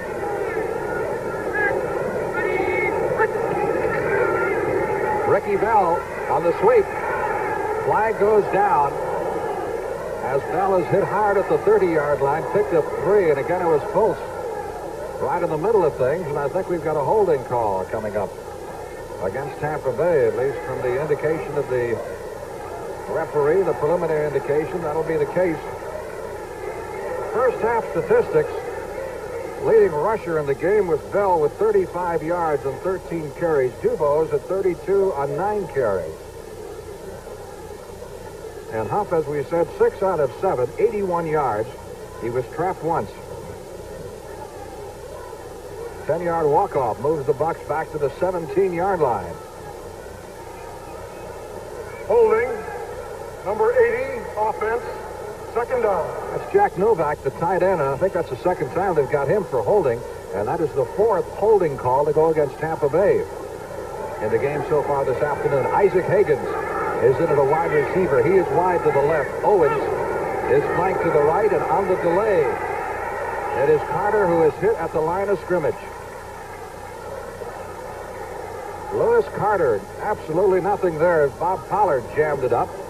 And now the Saints defense seems to be fired up by whatever Hank Stram told them at halftime. In the first half of play, Buccaneers punted twice for a 37-yard average, but each time the punter Dave Green was kicking from around midfield. 3rd down, 23. They'll be kicking a lot deeper this time if they don't pick up the first.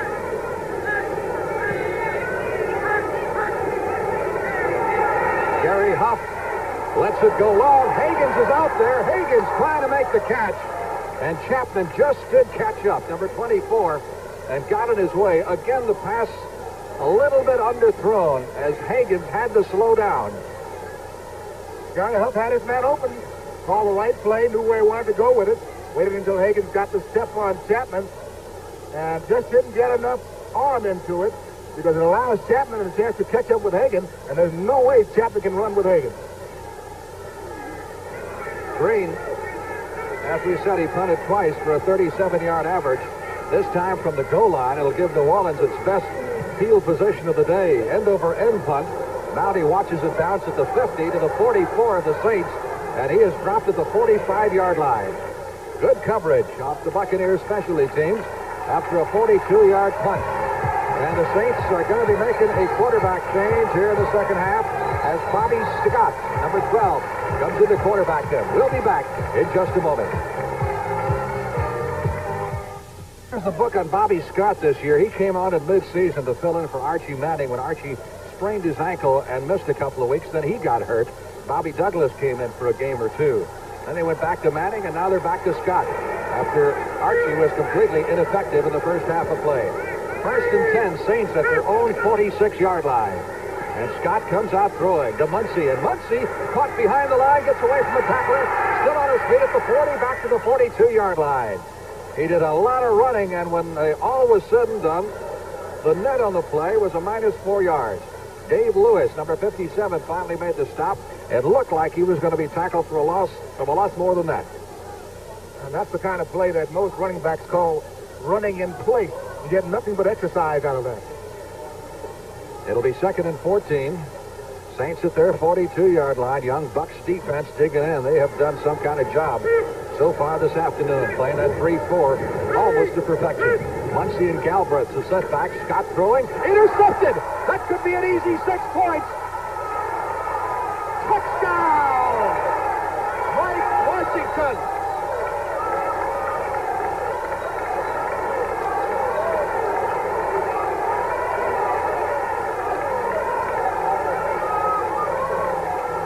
John Gilliam, the intended receiver, and watch Mike Washington. The matters is backfired. Hank Stram went with Bobby Scott, changed the quarterback. He goes out trying to give it to Gilliam. Washington steps in front, great shape, good position, but he starts to showboat a little bit here. And I think for Tampa Bay fans, they'll accept anything because he could have been tackled like they lost the football. Scott tried to head him off at about the 5-yard line. A 45-yard interception return by Mike Washington. It's the Bucks 19 and the Saints nothing. And now comes the extra point try. Dave Green slams it through. So things are looking good for the Tampa Bay Buccaneers. 12:23 left to play in the 3rd period, and the Bucks lead it by a score of 20-0. Tampa Bay 20, New Orleans nothing, and Hank Stram, he's probably saying, "Oh Lord, it is me." You think I care? Rich Mounty at the 5-yard line. Back to the 15, 20, 25. Mounty fights his way across the 30 to the 31-yard line. 26 yards on the kickoff return. This is a final score. What a big game in the AFC. The Patriots beat Miami. They win next week. And the Eastern Division is theirs.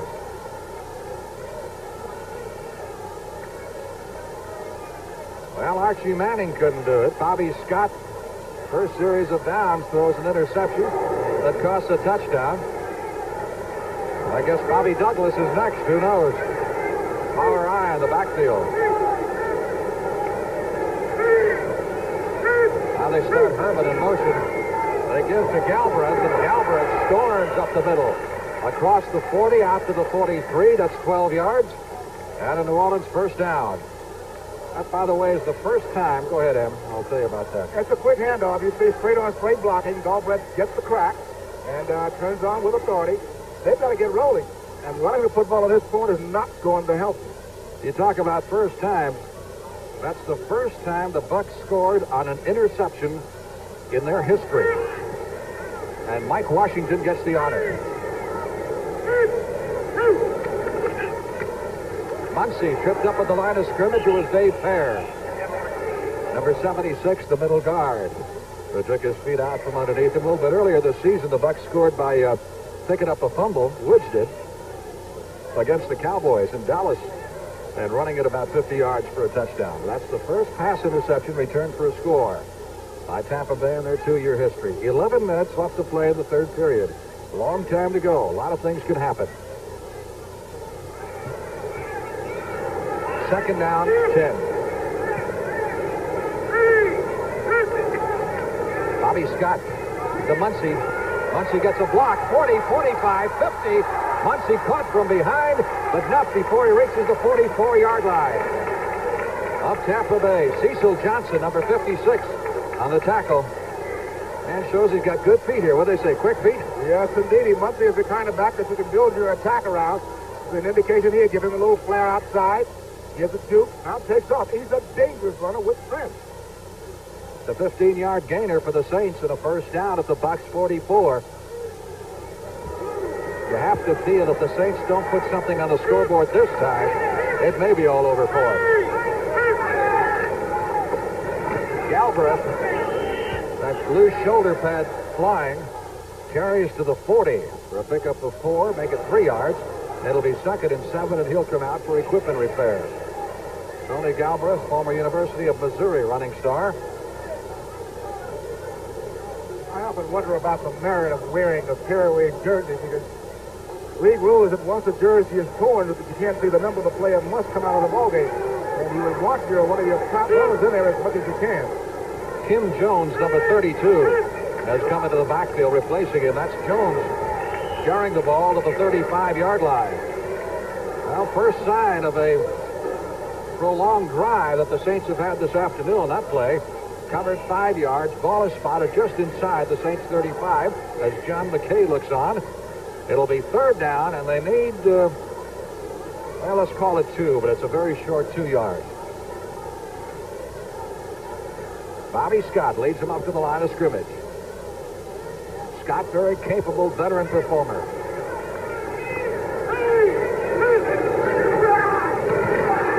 Muncie, driving hard, has the first down for the Saints at the 30-yard line of the Buccaneers. Pick up a 5. Look at it again here. Notice number 42, Chuck Muncie. He does something that most backs can't do. He turns his shoulder to get through a tiny, tiny crack. Had he not turned that shoulder, never would have made it.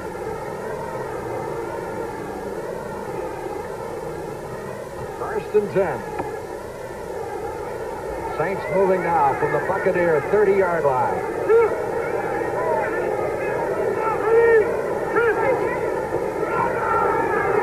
Muncie trying to get outside, caught at the line of scrimmage and swarmed under. Johnson, number 56, was the first man over there. Not much there that time. I tell you, we worked a game a couple of weeks ago, Eagles and St. Louis, which was in the 3rd period, and the Eagles led 16-0 at about this point in the game. And the Cardinals came back and won it. So New Orleans has the firepower to overtake the Buccaneers, but they've got to score a lot against a club that doesn't give up that many points. That's right. Tampa Bay's strong point, as we've been saying all day, is their defense. And they've got a 20-point cushion to work on now. They can hold the Saints to under 20 for the half. They'll have that first victory. 2nd and 10, good protection. Scott has it hit. Intercepted by Woods at the 20, 30, 40. and out to the 45-yard line. Protection was good, and then Scott's arm was hit. His arm was hit just as he threw it, and he threw up one of those butterflies, and Richard Wood picked it off and took it back. 30 yards on the return, and a Bucs first down at their 47-yard line. Now, let's show you here what caused that interception. Em, go ahead. Look at 42 at the bottom left of your screen, along with number 57. Now, Chuck went down to block on Dave Lewis. He lowered his face to the ground as if to cut, but he didn't, which gives Lewis a chance to move around his head, get an arm or hand on Scott's passing arm, causing the ball to go up into the air, sort of a floater, a balloon type, and picked off by Wood. Hank Stram trying to figure out how to get something to work right. That's 4 turnovers now against the Saints. They had 2 in the first half, and the second interception here in the third quarter. And a very aggressive, alert Buccaneer defense. First and 10. Jimmy Dubose running over people. Carries the ball into the Saints end of the field to the 47-yard line. That kind of shows you how the Tampa Bay Buccaneers feel as Dubose just overpowers the secondary of the Saints. Well, I think they can smell it now. Second down. 4 needed for the first down as Dubose picked up 6. Goes out of the ball game. Ed Williams replaces him at running back. Ricky Bell caught from behind at the line of scrimmage. Nice play by the veteran defensive tackle Bob Pollard, number 82. Well, Pollard can play just about everywhere on that defensive line. He started the season at the defensive end spot. He started some time ago at tackle. It moved back to tackle, right and left. He's a valuable man to have up and down the defensive line for the Saints. Williams checks out, and Dubose comes back into the lineup on third down. Bucs still need 4 for the first down at the Saint 47. Quick pitch.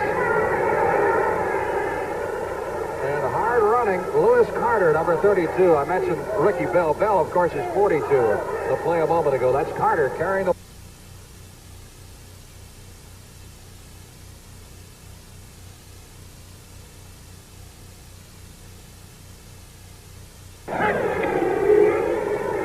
Carter to the 39-yard line.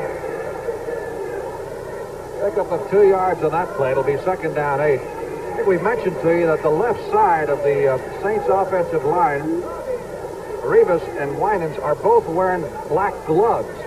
Now, I wonder if that's coincidental, since the Saints do have the black jerseys.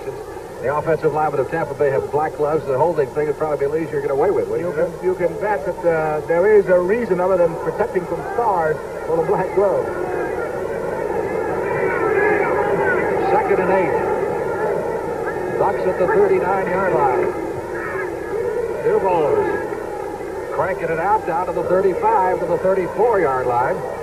Joe Campbell, number 73. There's an example of what we're talking about. Number 66. Blanchard Carter, one of the offensive linemen, wearing the black gloves. Those mesh in very nicely when you put them up against the black jersey. I played against the tackle at any dark jersey team. He'd wear gloves and try to color them the same color as that jersey, the opponent. Third down. Bucs need 4 for the first down. They have to reach the 31-yard line. They're at the 35.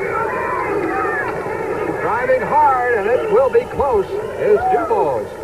And he takes a quick glance over at the sideline markers to see if he made it.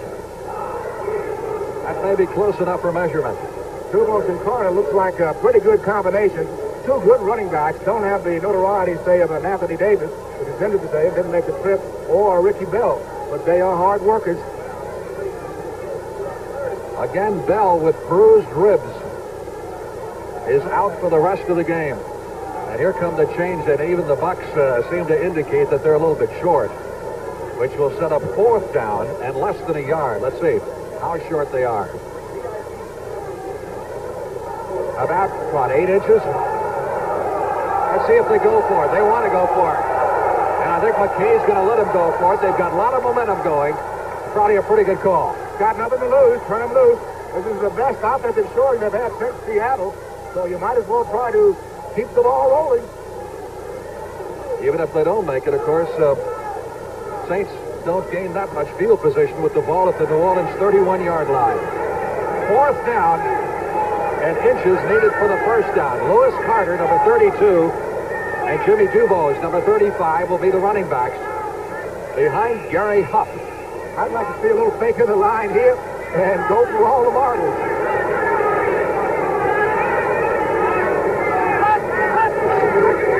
Quarterback sneak by Huff as he tries to go left side. He didn't get much. Now Chuck Chris comes popping out of that tackle, heading to the sideline, indicating the Saints offense will have the football, but let's see.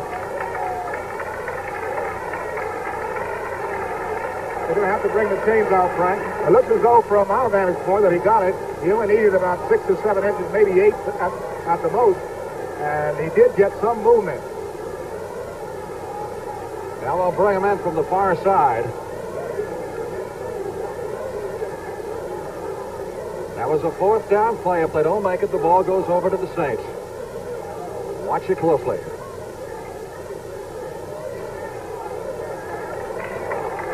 New Orleans has the football. I don't believe that, Frank. Quarterback sneak by Huff on first down fails to pick up the necessary yardage, and the Saints will take over at their 31-yard line.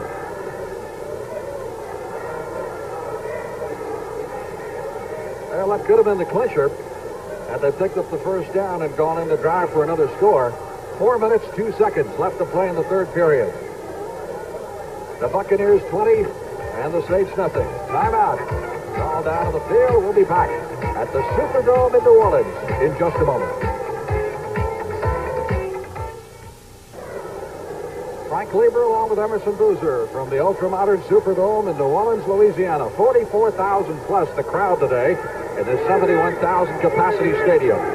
Saints 1st and 10. John Gilliam in motion to the left side. Straight handoff up the middle to Galbraith, and he gets maybe a yard. And the Bucs will give him that every time. Let that clock roll along with a 20-point lead. 3 minutes, 45 seconds left to play in the third period. And the Buccaneers as close as they have come now to their first victory in the NFL. A stretch that is reaching now to its 27th game. Bobby Scott on in relief of Archie Manning, who had a miserable first half for the New Orleans Saints.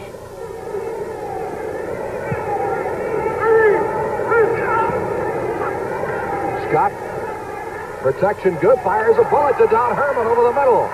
He's pulled down at the Tampa Bay 44-yard line, first down.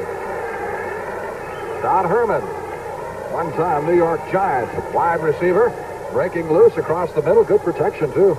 It's a pattern coming down from the left side of your screen, turning in down about 8, 10, 12 yards, getting up across in front of your quarterback. Ball is well thrown by Scott. Mark Coffney, number 33, made the stop for the Buccaneers. 1st and 10 Saints from the Bucs 44-yard line. Bucs have had 2 turnovers in the third quarter, 2 pass interceptions against Scott. This one is tipped away by Lewis, intended for Galbraith at the 35-yard line. So we've got a marker down back at the line of scrimmage. And it's going to be personal foul, roughing the passer against Tampa Bay. So the Saints get a break here.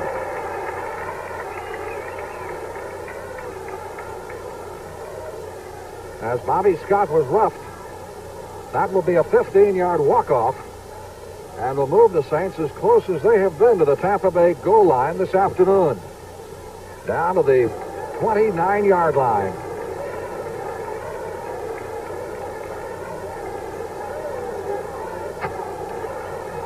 Personal foul, roughing the passer, number 76, defense. Dave Pear, the middle guard, number 76. Flagged on the roughing the passer call. Gilliam wide to the left side. Herman set in the slot inside of him up at the top of your screen. Galbraith and Muncie are the setbacks. Scott back to throw. Good protection. Throws the pass, tipped away again. And a fine defensive play by Dave Lewis, number 57. The rookie linebacker out of Southern Cal. Played that nicely all the way.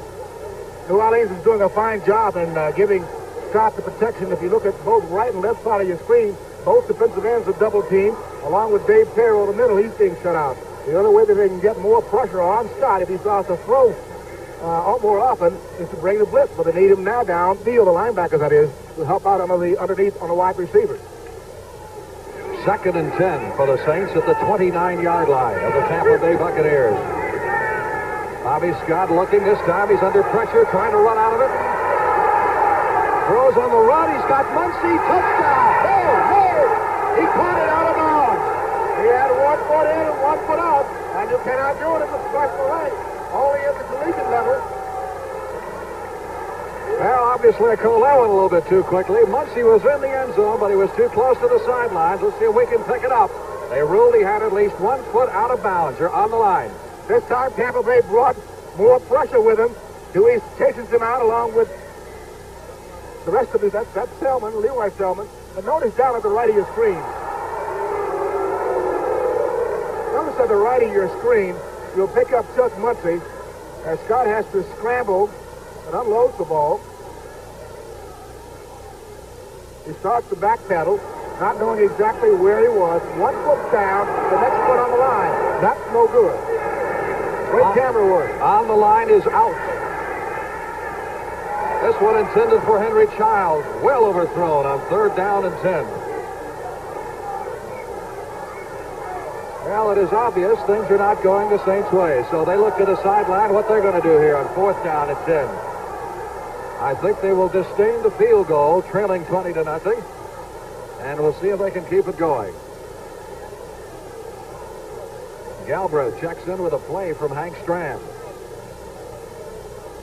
No question about the fact that the Muncy was out of the end zone. He had the foot on the line, and on the line is out.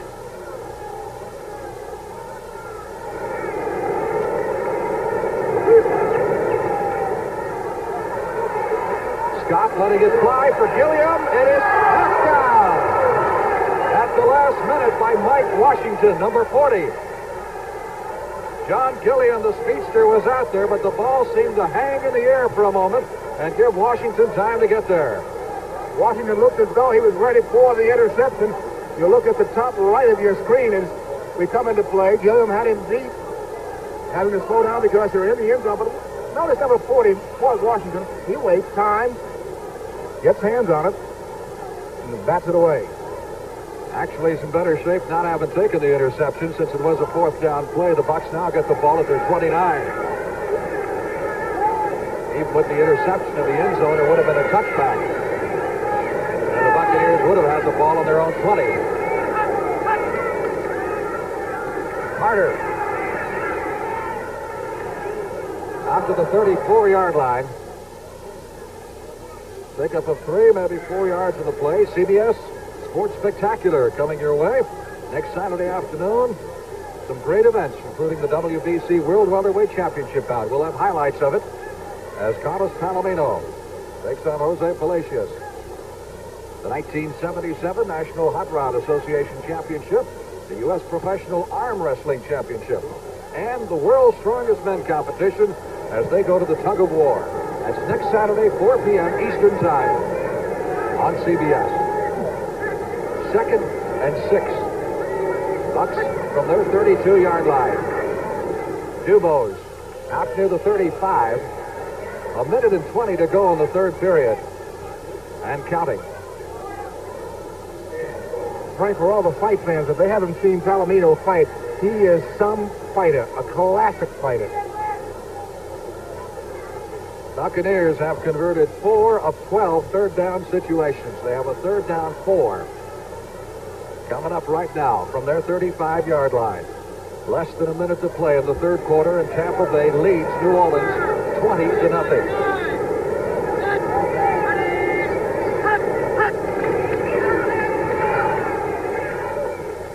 Dubose has stopped short of the 1st down, fumbled the ball, but the play had been whistled dead.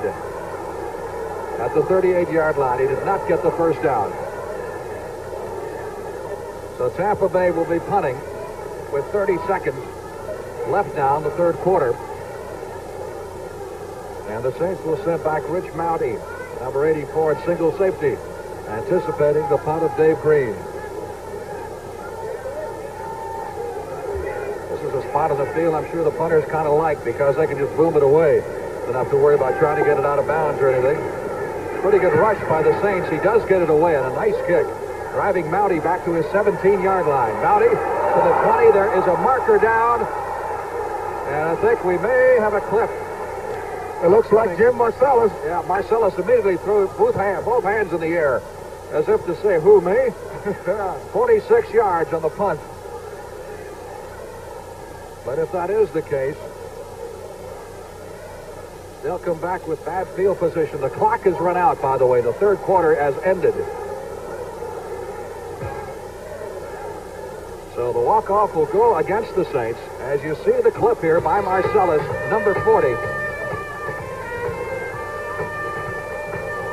That's the end of the third period here at the Superdome in New Orleans with the score. The Bucs 20, the Saints nothing. We now pause for a word from your local station.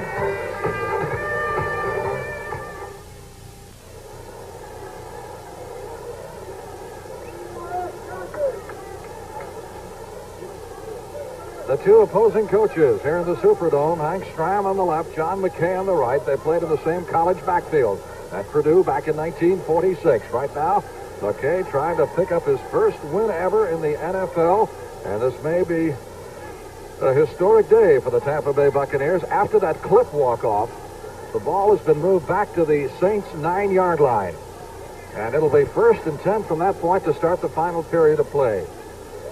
Three-quarter stats show the Buccaneers with 169 yards total offense, the Saints with 110.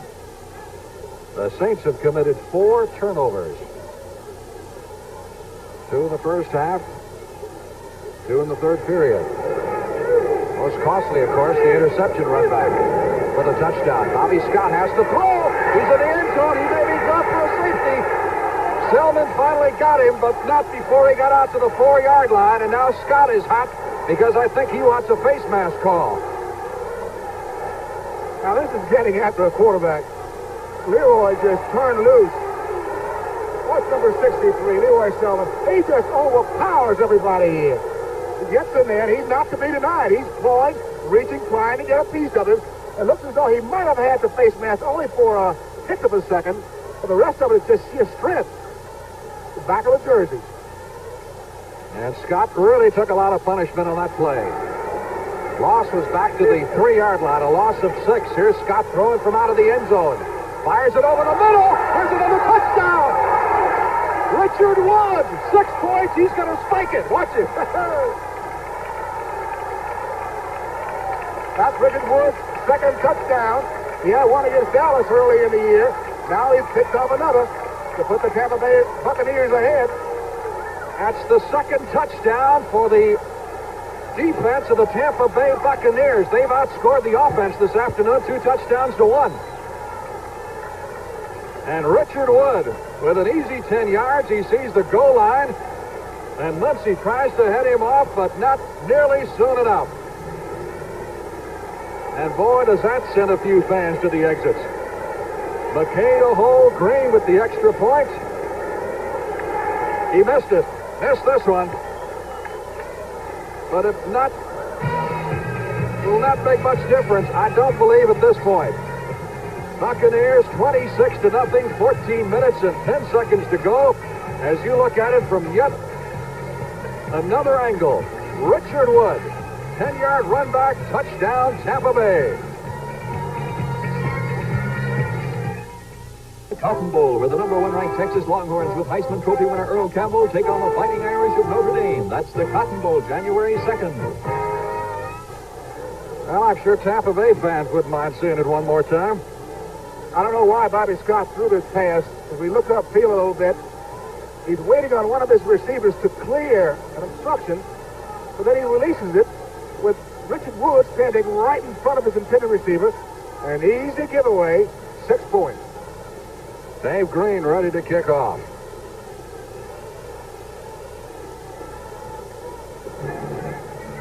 High and a little bit short. Mowdy at the 12, 20, 25, 30, 35, 40. And Mowdy is one Saint who won't give up as he carries it back to near midfield. First down, New Orleans, 13:59 left to play in the game. Paul Harris, number 52, made the stop, a 39-yard return. The Bucs, by the way, have now scored more points than they've scored in any other game this year. They had 23 against the Seattle. They have 26 here, obviously. Archie Manning is back in the game at quarterback. I'll tell you, this was you know, Frank, only 4 times this season that Tampa Bay has given up 20 or more points. So it's hard to believe that the Saints can score that many in one quarter. Here's Manning, big rush. 50, 45, and Leroy Selman from behind lays him out at the 43-yard line, and Archie will get up slowly, wondering, did somebody get the number of that truck that just ran over me? Archie doing some scrambling. He is one of the better runners among the quarterbacks in the NFL. This is what makes some of the defensive linemen outstanding linemen. Watch number 63, Leroy Selman. He does it all. He gets in the chase position here, not giving up, knowing that if he stays in pursuit, he's going to get his prey, and that he did. Archie has more yards rushing this season than any quarterback in the NFL. 198 and an average of 7.1 per carry, despite the fact that he's missed 4 games because of the ankle sprain that he suffered against the Rams. I think you saw Leroy kind of came across shoulder and head high, and Archie may be a bit groggy. And he will have to come out after just one play in the lineup, and Bobby Scott is back in. Oakland leading Minnesota 7-0 first period on a 2-yard run by Mark Van Egan, the AFC's leading rusher. And those of you watching, stay tuned, because immediately following the conclusion of this game, well, you'll be seeing the Minnesota-Oakland game. Means a lot to both clubs. Second down.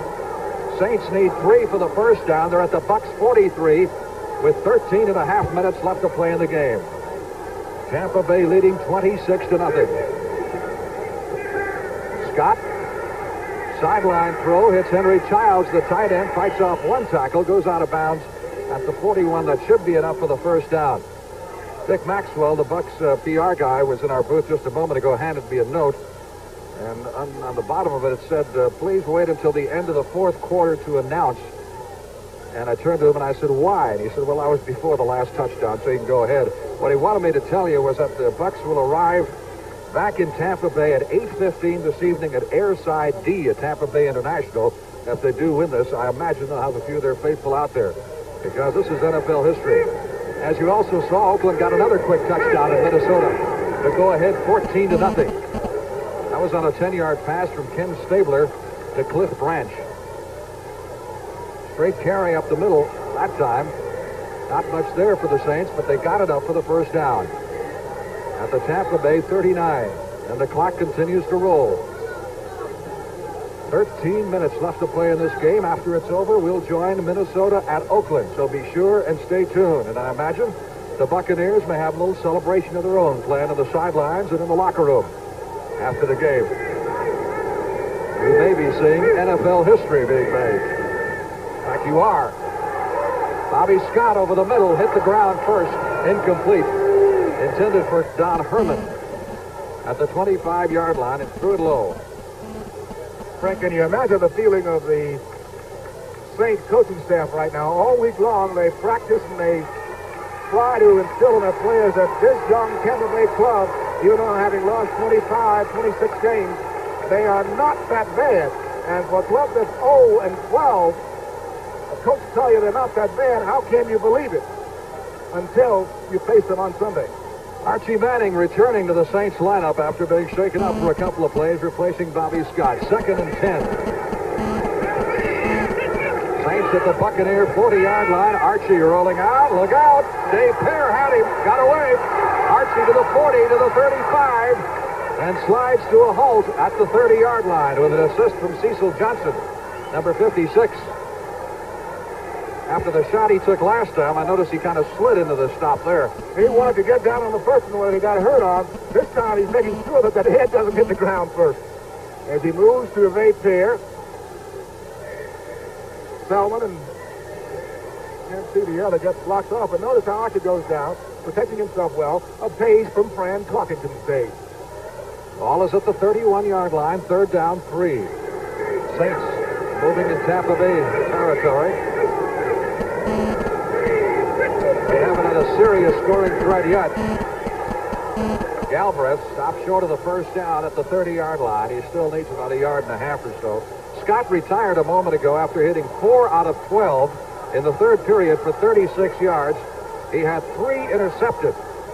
Archie Manning, 3 out of 8 for 34 so far, and 1 interception. So 4 pass interceptions by the alert Tampa Bay defense. 2 of them converted directly into touchdowns. A team that hasn't run an interception back for a touchdown in its history gets 2 1/2. 4th down. Saints need 2 for the 1st down at the 30-yard line. They give it to Muncy. Muncy trying to get outside, and he'll never make it. Buccaneers really after him. Mark Cotney stringing it out. Look at that Tampa Bay bench. Oh, they are getting excited now. This is their Super Bowl. It has been a long season, obviously, going 0-12, but they haven't given it up at all. For many of them, it's been a long 2 seasons. Okay, a lot of them, though, were around last year, aren't around this year. They have just 16 players left of the 39 they got out of the player draft a couple of years ago. Timeout in the field. 11 minutes, 9 seconds left to play in the game. And the Buccaneers lead it 26-6. Why me, says Hank Stram, huh? They're not days of yore. As he sports his championship ring, he is in trouble. The Super Bowl ring from the Kansas City Chiefs, of course, when they beat the Minnesota Vikings here in New Orleans several years ago.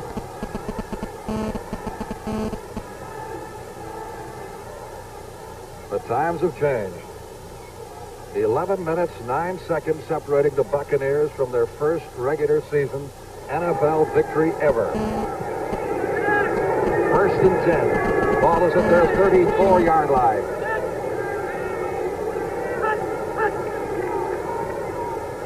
Dubose dragged down behind the line of scrimmage by Joe Fettersfield, number 58.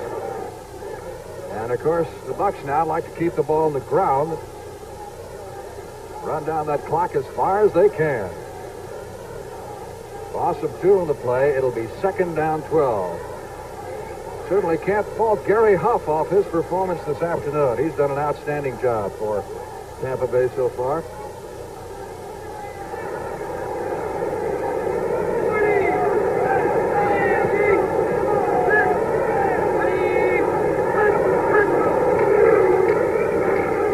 Nice hole over the right side. And Carter breaks through there out to the 39-yard line.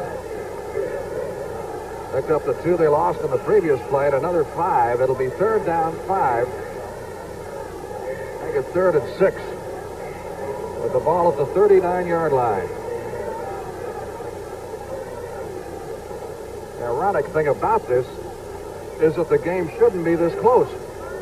No, it shouldn't. Really. This game is not as close as the score would indicate. Tampa Bay should have had at least 35 points by now. Quick pitch. Carter lost it. Huff just going to hang on for dear life. Back at the 25-yard line. Bob Pollard and Joe Fettersfield each have 11 tackles on the ball game. So they've done their jobs defensively. Tampa Bay will be punting now. Clock continues to roll. 9 minutes and 20 seconds. Dave Green standing back on the 10-yard line. Rich Mounty will be in single safety for the New Orleans Saints. Frank, looking at Stram down there, both players and coaches alike are treating him as if he's radiating germs. They're moving away as quickly as possible. Green got it away a little bit short. Mounty at the 40. Still at the 40-yard line and pulled out. And about that point, nice tackle on the play. Moving up quickly defensively was Paul Harris, number 52. 8:53 separating the Buccaneers from their first victory ever. We'll be back in just a moment. Well, they may be 0-26, but the fans have come from afar to the Superdome to see if this will be the day. And their patience at long last is being rewarded, as the Buccaneers lead the Saints 26-0 with 8:53 left to go. First and 10, New Orleans from its 44. Archie Manning pitching to Muncie, who wants to throw it, and now he's going to have to run it. Got out to the 47-yard line. He had Gilliam down deep, but he was covered very well. Oh, he had a lot of time, didn't he? Yes, he did. If you look at it again, he shows that right now there's going to be a pass, but he's covered very well downfield, so now it's scramble time. Push the panic button. Move. Get out of the way. I've got to go. He's in trouble. Pickup of 2 yards in the play when all was said and done. 2nd and 8. Clock continues to move. Just over 8 minutes. Archie Manning sends it long. And it is caught by Herman down to the 15-yard line. And Herman is dragged down by Jarris White, number 45. And this will be the Saints' deepest penetration of the afternoon as they're at the Buccaneer 15. 39 yards. Jarris White knew he was in trouble as Manning starts to roll off to his left. And he turns around, throws back across field. Now Jarris turns, you'll see him in your picture. He turns, gets into the chase position. Now recognizing that the ball is underthrown, gets back. There's a little help to there from Brown. Nose of the ball just beyond the 15-yard line. First and 10, New Orleans Saints. They trail 26-0. Final period of play. Trying to at least avert the shutout here. That's Childs. And Childs is down to the 3, maybe the 2-yard line. Before he goes out of bounds, it'll be first and goal to go. And you can bet Henry Childs wanted that one because he only needs one to break the record, one touchdown to break the record, and he almost got it there. The big man lowers his head. Once he knows that he's near pay dirt, tries to bull his way for the rest of the yardage, but those Buccaneers are tough. Cecil Johnson with a diving tackle forced him out of bounds at the 2. It is first and goal to go. Bucks now digging in. See if they can hold their shutout together.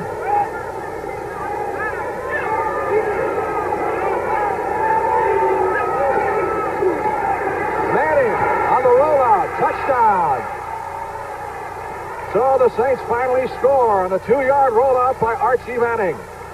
That's the kind of player Manning is. He'll direct his club the best way he possibly can. This time, not taking any chances. He's going to roll with it, tuck the football away immediately. Gets a good block here from Chuck Muncie on Washington. All he needs. Tampa Bay was offside on the play, but obviously that will be declined. And Rich Zarro comes on to try the extra point. 7 minutes, 12 seconds left to play in the contest. 56-yard drive. And it took the Saints just 4 plays to get home, the big one being the 39-yard pass to Herman.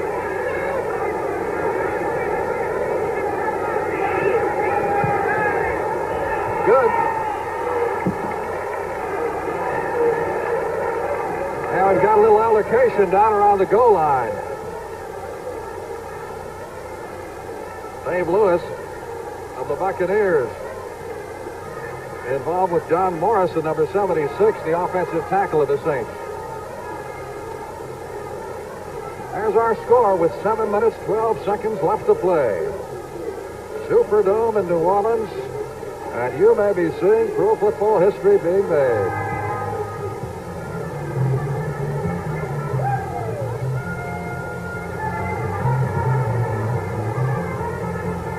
Well, you know, once they get over that hump, that first hump now, I imagine there's going to be a lot of pressure off this football team, and I wouldn't be surprised to see them put another one on next week, would you? I wouldn't either, because what they're doing here today, they found that they can throw the football with Huff in there, and they ran the ball very well, starting out with Ricky Bell and Dubose, then Carter and Dubose. They have done some things extremely well offensively, even though a break early in the ballgame fell completely in the laps of the Tampa Bay Buccaneers. You take them any way you can. They're looking for the onside kick, and that's what they get. And we get a marker thrown. Penalty marker down. The onside kick was recovered by the Bucs near midfield. If it's against the Saints, perhaps on the offside, I imagine they'll say, forget it, let's take the ball right there. Morris Owens over there clutched the football. We'll get the call here from the referee, Gordon McCarter. Kicking team.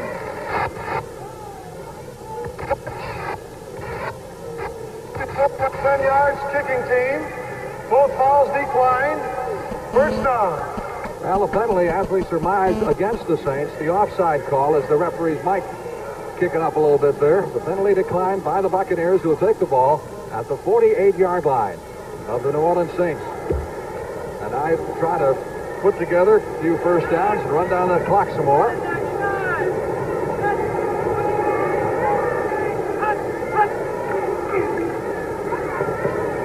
Little slip it and slide it by Lewis Carter to the 45 or 44-yard line. Lois Grooms makes the stop for the Saints. Saints finish at Atlanta next week, and Tampa Bay, of course, comes home to take on the St. Louis Cardinals. Frank, I'll be down in Tampa Bay next week to see them versus the Cardinals. And if they play as well as they've been playing here today, they won't give the Cardinals run for the score. Boy, Raiders have put 21 points on the board against Minnesota in the first period. And again, a reminder that you'll see all the action of that key interconference game immediately following the conclusion of this ball game. Williams driving for the first down and really running hard. And Ed Williams is very close to the first down at the 38-yard line. Tommy Kramer of Minnesota fumbled on the 1-yard line going out, and that fumble was recovered by Willie Hall. And Hall had a 1-yard advance to score the touchdown for Oakland that made it 21-0. First down for Tampa Bay. That's what they want. And that clock continues to move, just over 6 minutes. Buccaneers once again will be arriving back at Tampa International Airport at 8:15 tonight at Airside D. So I am sure quite a welcome.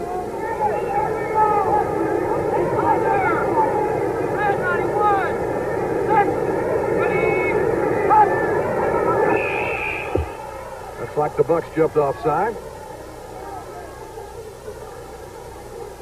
Number 65, Randy Johnson, jumping the gun. You realize this will be their first happy plane ride home in 2 years?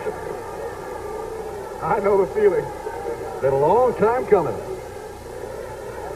The Buccaneers have finally put it together. Tampa Bay 26, New Orleans 7. 5 minutes, 50 seconds left to play. Ball start, number 65, offense. First down. First down, 15 now for the Bucs. After being penalized 5 yards, that moves it back to the 43-yard line. Morris Owens wide to the right side. Bucs have 2 tight ends in there, Knapfliger and Novak. As they're going to try to run the football, Ed Williams looking for a hole and finds one, and we get a penalty marker thrown. See what this one's all about.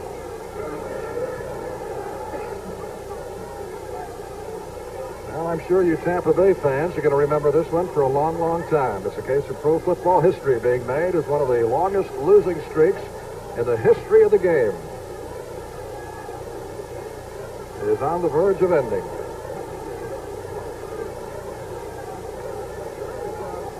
Walk off against the Bucs. 10-yarder moves it back to the 47-yard line in their end of the field. And the call by the referee, Gordon McCarter. Holding, number 83, offense, first down. That's one of those 2 tight ends they have in there, Dana Knapfliger. Still first down, now 25 yards to go.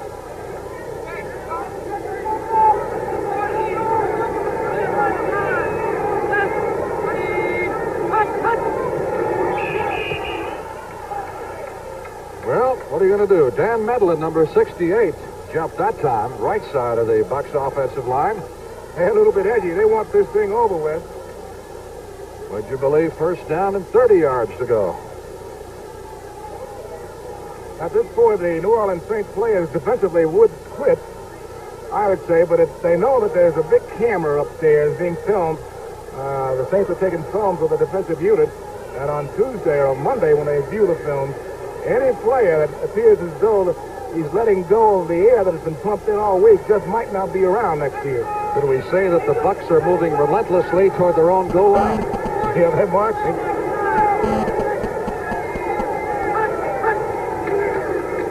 Quick handoff and a big hole for Jimmy Dubose, and another flag.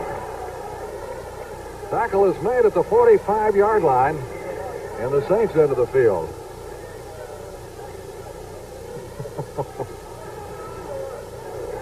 This is going to be against Tampa Bay for illegal use of hands. That'll be another 10, right? That'll be first down and 40 yards. This time from the 33-yard line. I think they're getting close to that exit down there, Frank, so that they can make a quick getaway. 5 minutes and 37 seconds left to play in the game, and the Buccaneers appear to have it 26-7.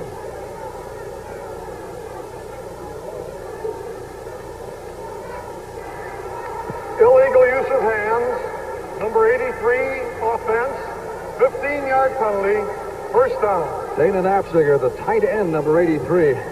You see him out there on the right-hand side of the screen. He gets their hand in the back. You can't do that. He gets their hand in the back and push. Only offensive linemen can get away with that.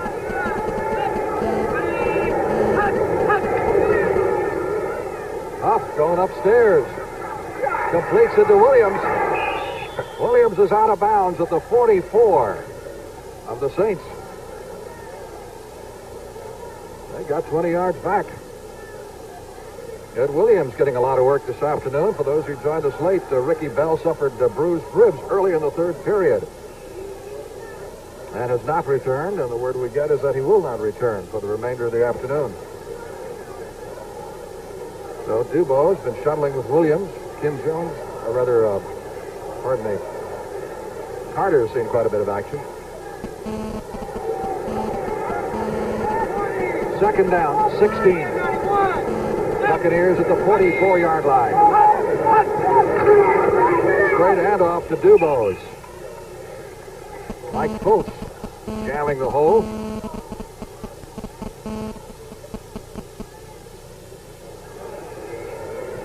So the young Tampa Bay Buccaneers may have come of age here in the Superdome this afternoon. There's the Buck bench. They're not celebrating yet, but I imagine they're thinking about it. Next to John McKay, Bill Nelson, the former Brown quarterback, who is the offensive coordinator for Tampa Bay. If you don't think it's been a long year for him, you got another guest coming. Carter stepping to the 40, down to the 35, to the 34-yard line. Still considerably short of the first down. Frank, you can bet that McKay will sleep well tonight. He's had many sleepless Sunday and Monday nights. No problem sleeping tonight. 4.5 minutes left to play in the game, and Tampa Bay will have its first victory ever.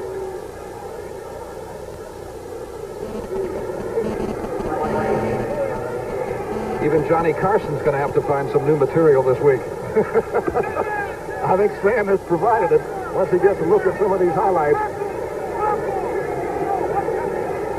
4th down, 7. Dave Green will punt from the 50. They've got all 11 men on the line of scrimmage. Now, that's a little bit unusual. That's desperation. That is. The Saints have no one back for the punt, and they have all 11 men, including the safety man, Rich Mowdy, who normally fields the punts, at the line of scrimmage. There they are. Frank, when you face this kind of situation, you're one-on-one, and having a punter, you can't block everybody up there, so you put the responsibility on one of your key players, making sure that he has to take two on rushes. Well, it's obvious they're going for the block, right? Right. Who has been named to chop down 2 men? I don't know, but we'll watch and see as it unfolds. All right, here it is. And now Mowdy's going to drop off. The last minute, Mowdy backpedals, so it'll be a 10-man rush. Dave Green standing back at his 45-yard line. Snapped is high. He's going to throw it over the middle, and is caught.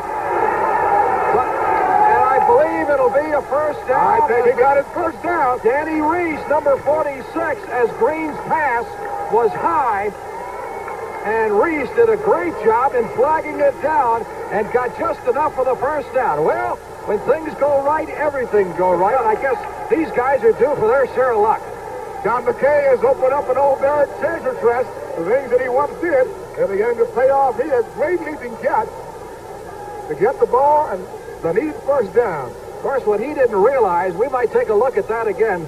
He had Nafziger, number 83, completely wide open behind Reese, but Reese didn't see him. And so Reese thought that he would have to make the catch.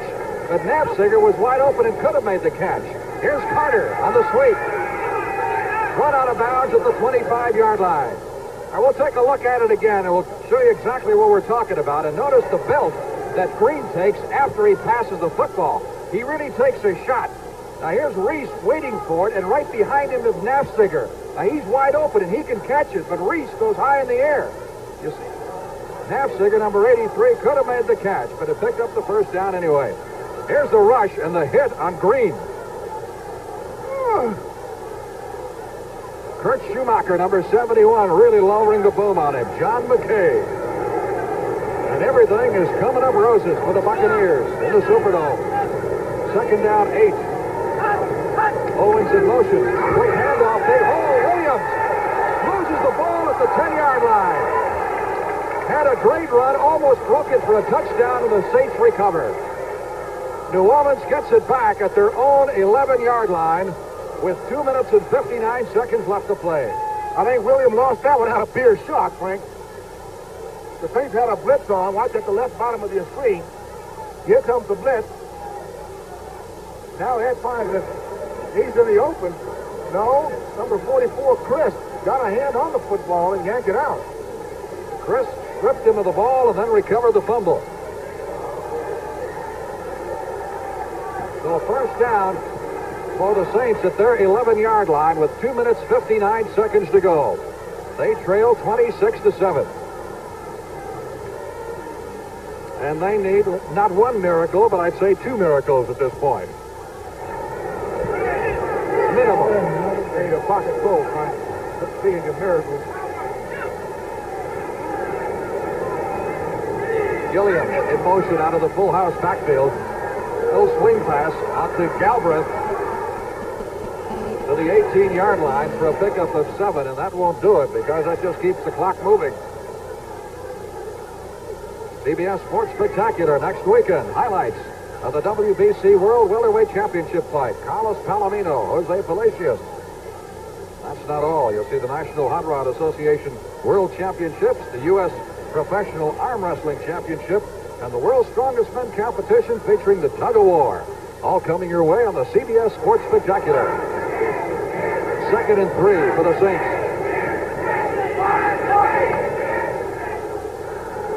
Archie Manning under pressure. Penalty marker is down. Henry Childs made the catch but paid the price at the 32-yard line. He got the first down, but we had a marker thrown at the line of scrimmage. It'll be holding against the New Orleans Saints, and that will nullify that fine catch.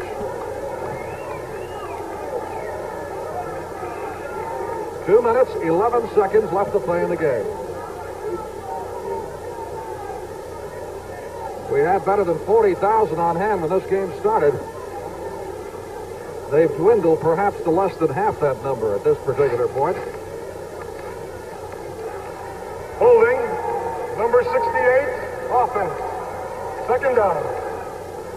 Terry Steve, the offensive guard of the Saints, guilty of that penalty. That moves the ball back to the 9-yard line.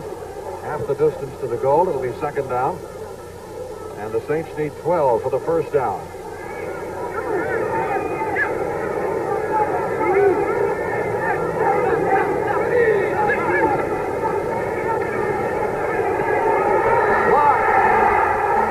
He was intercepted for a touchdown. Blocked and intercepted by number 72, Greg Johnson. That is 3 touchdowns scored by the Tampa Bay defense, and the crowd here at the Superdome is now cheering them. Let's look at it again.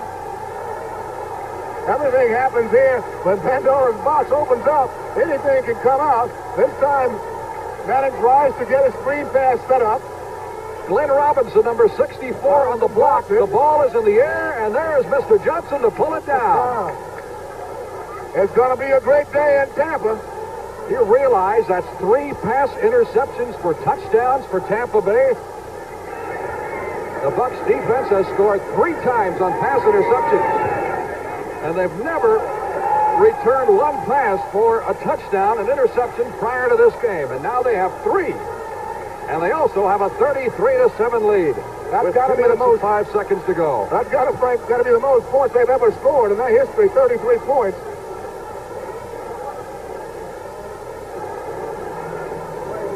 Here it is again. There's the block by Robinson. Off the helmet of Archie Manning and into the arms of Johnson, number 72. Who said lineman cannot catch? Pretty good hands. Here's another angle. Archie roaming around back there. A lot of pressure by Robinson, 64, coming in from the left. Right off the head of Mr. Manning. And into the arms of We Johnson. might call it heads-up play. You might.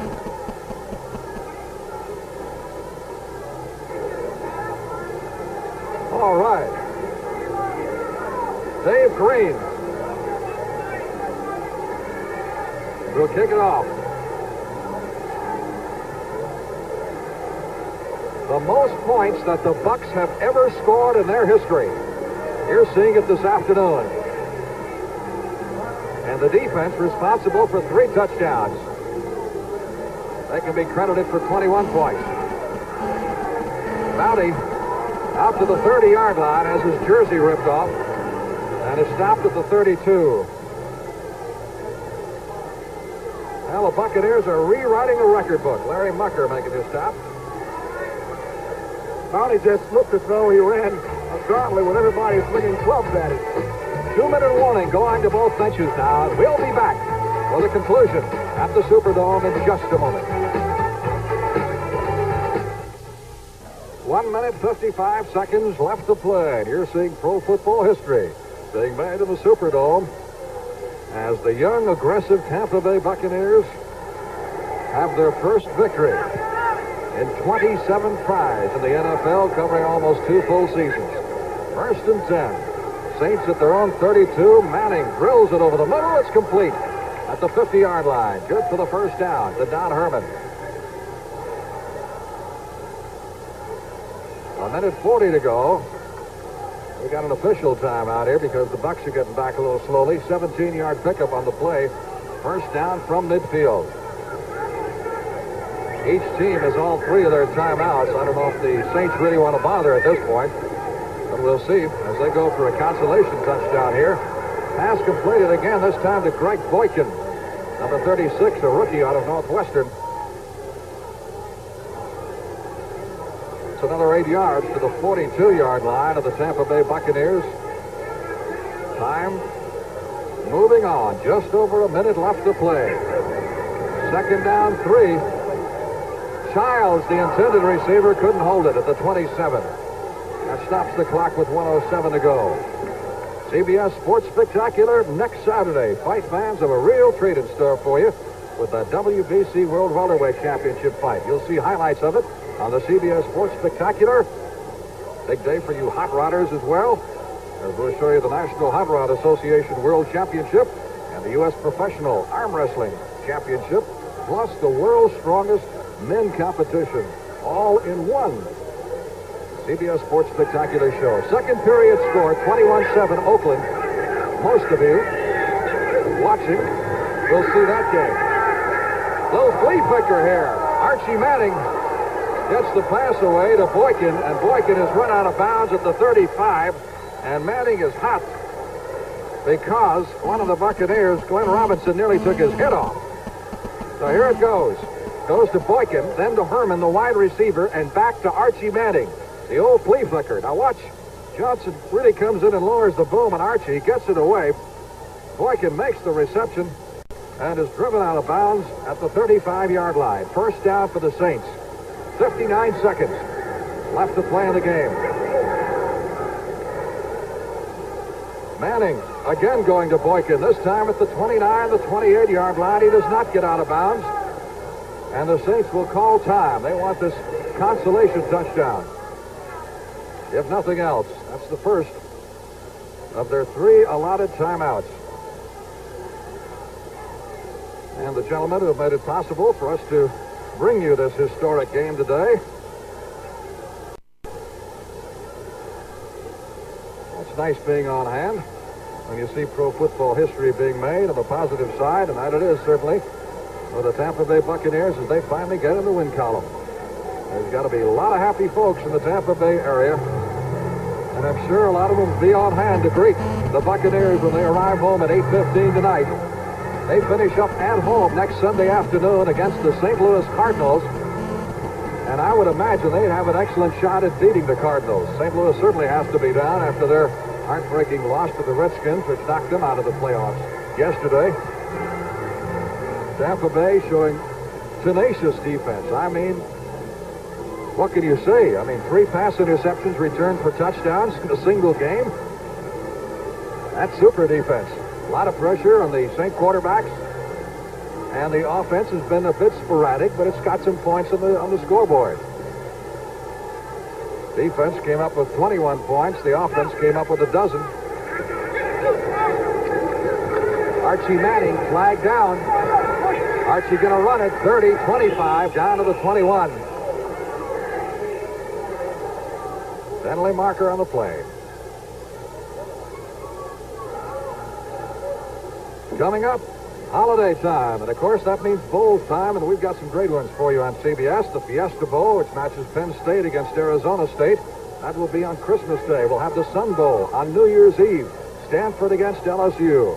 On New Year's Day, Cotton Bowl, Texas and Notre Dame, with the national championship at stake. That'll be played on Monday, January 2nd. Actually, not New Year's Day, but on Monday.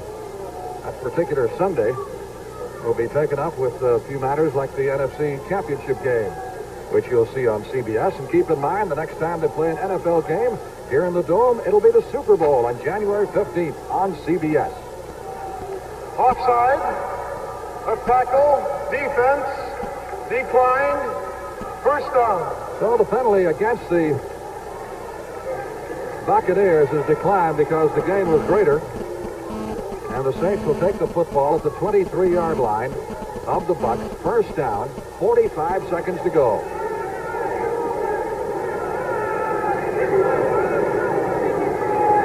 Archie Manning at the throttle of the Saints, going for the consolation touchdown here.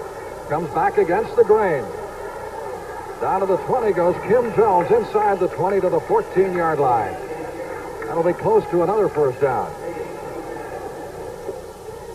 Officials stop the clock with 35 seconds to go.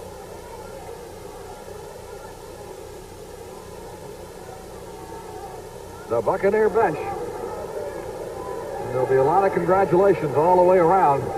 Another 35 seconds from now as John McKay has his first official NFL victory. Of course, the Bucs did win a couple of preseason games this year, but they don't count those.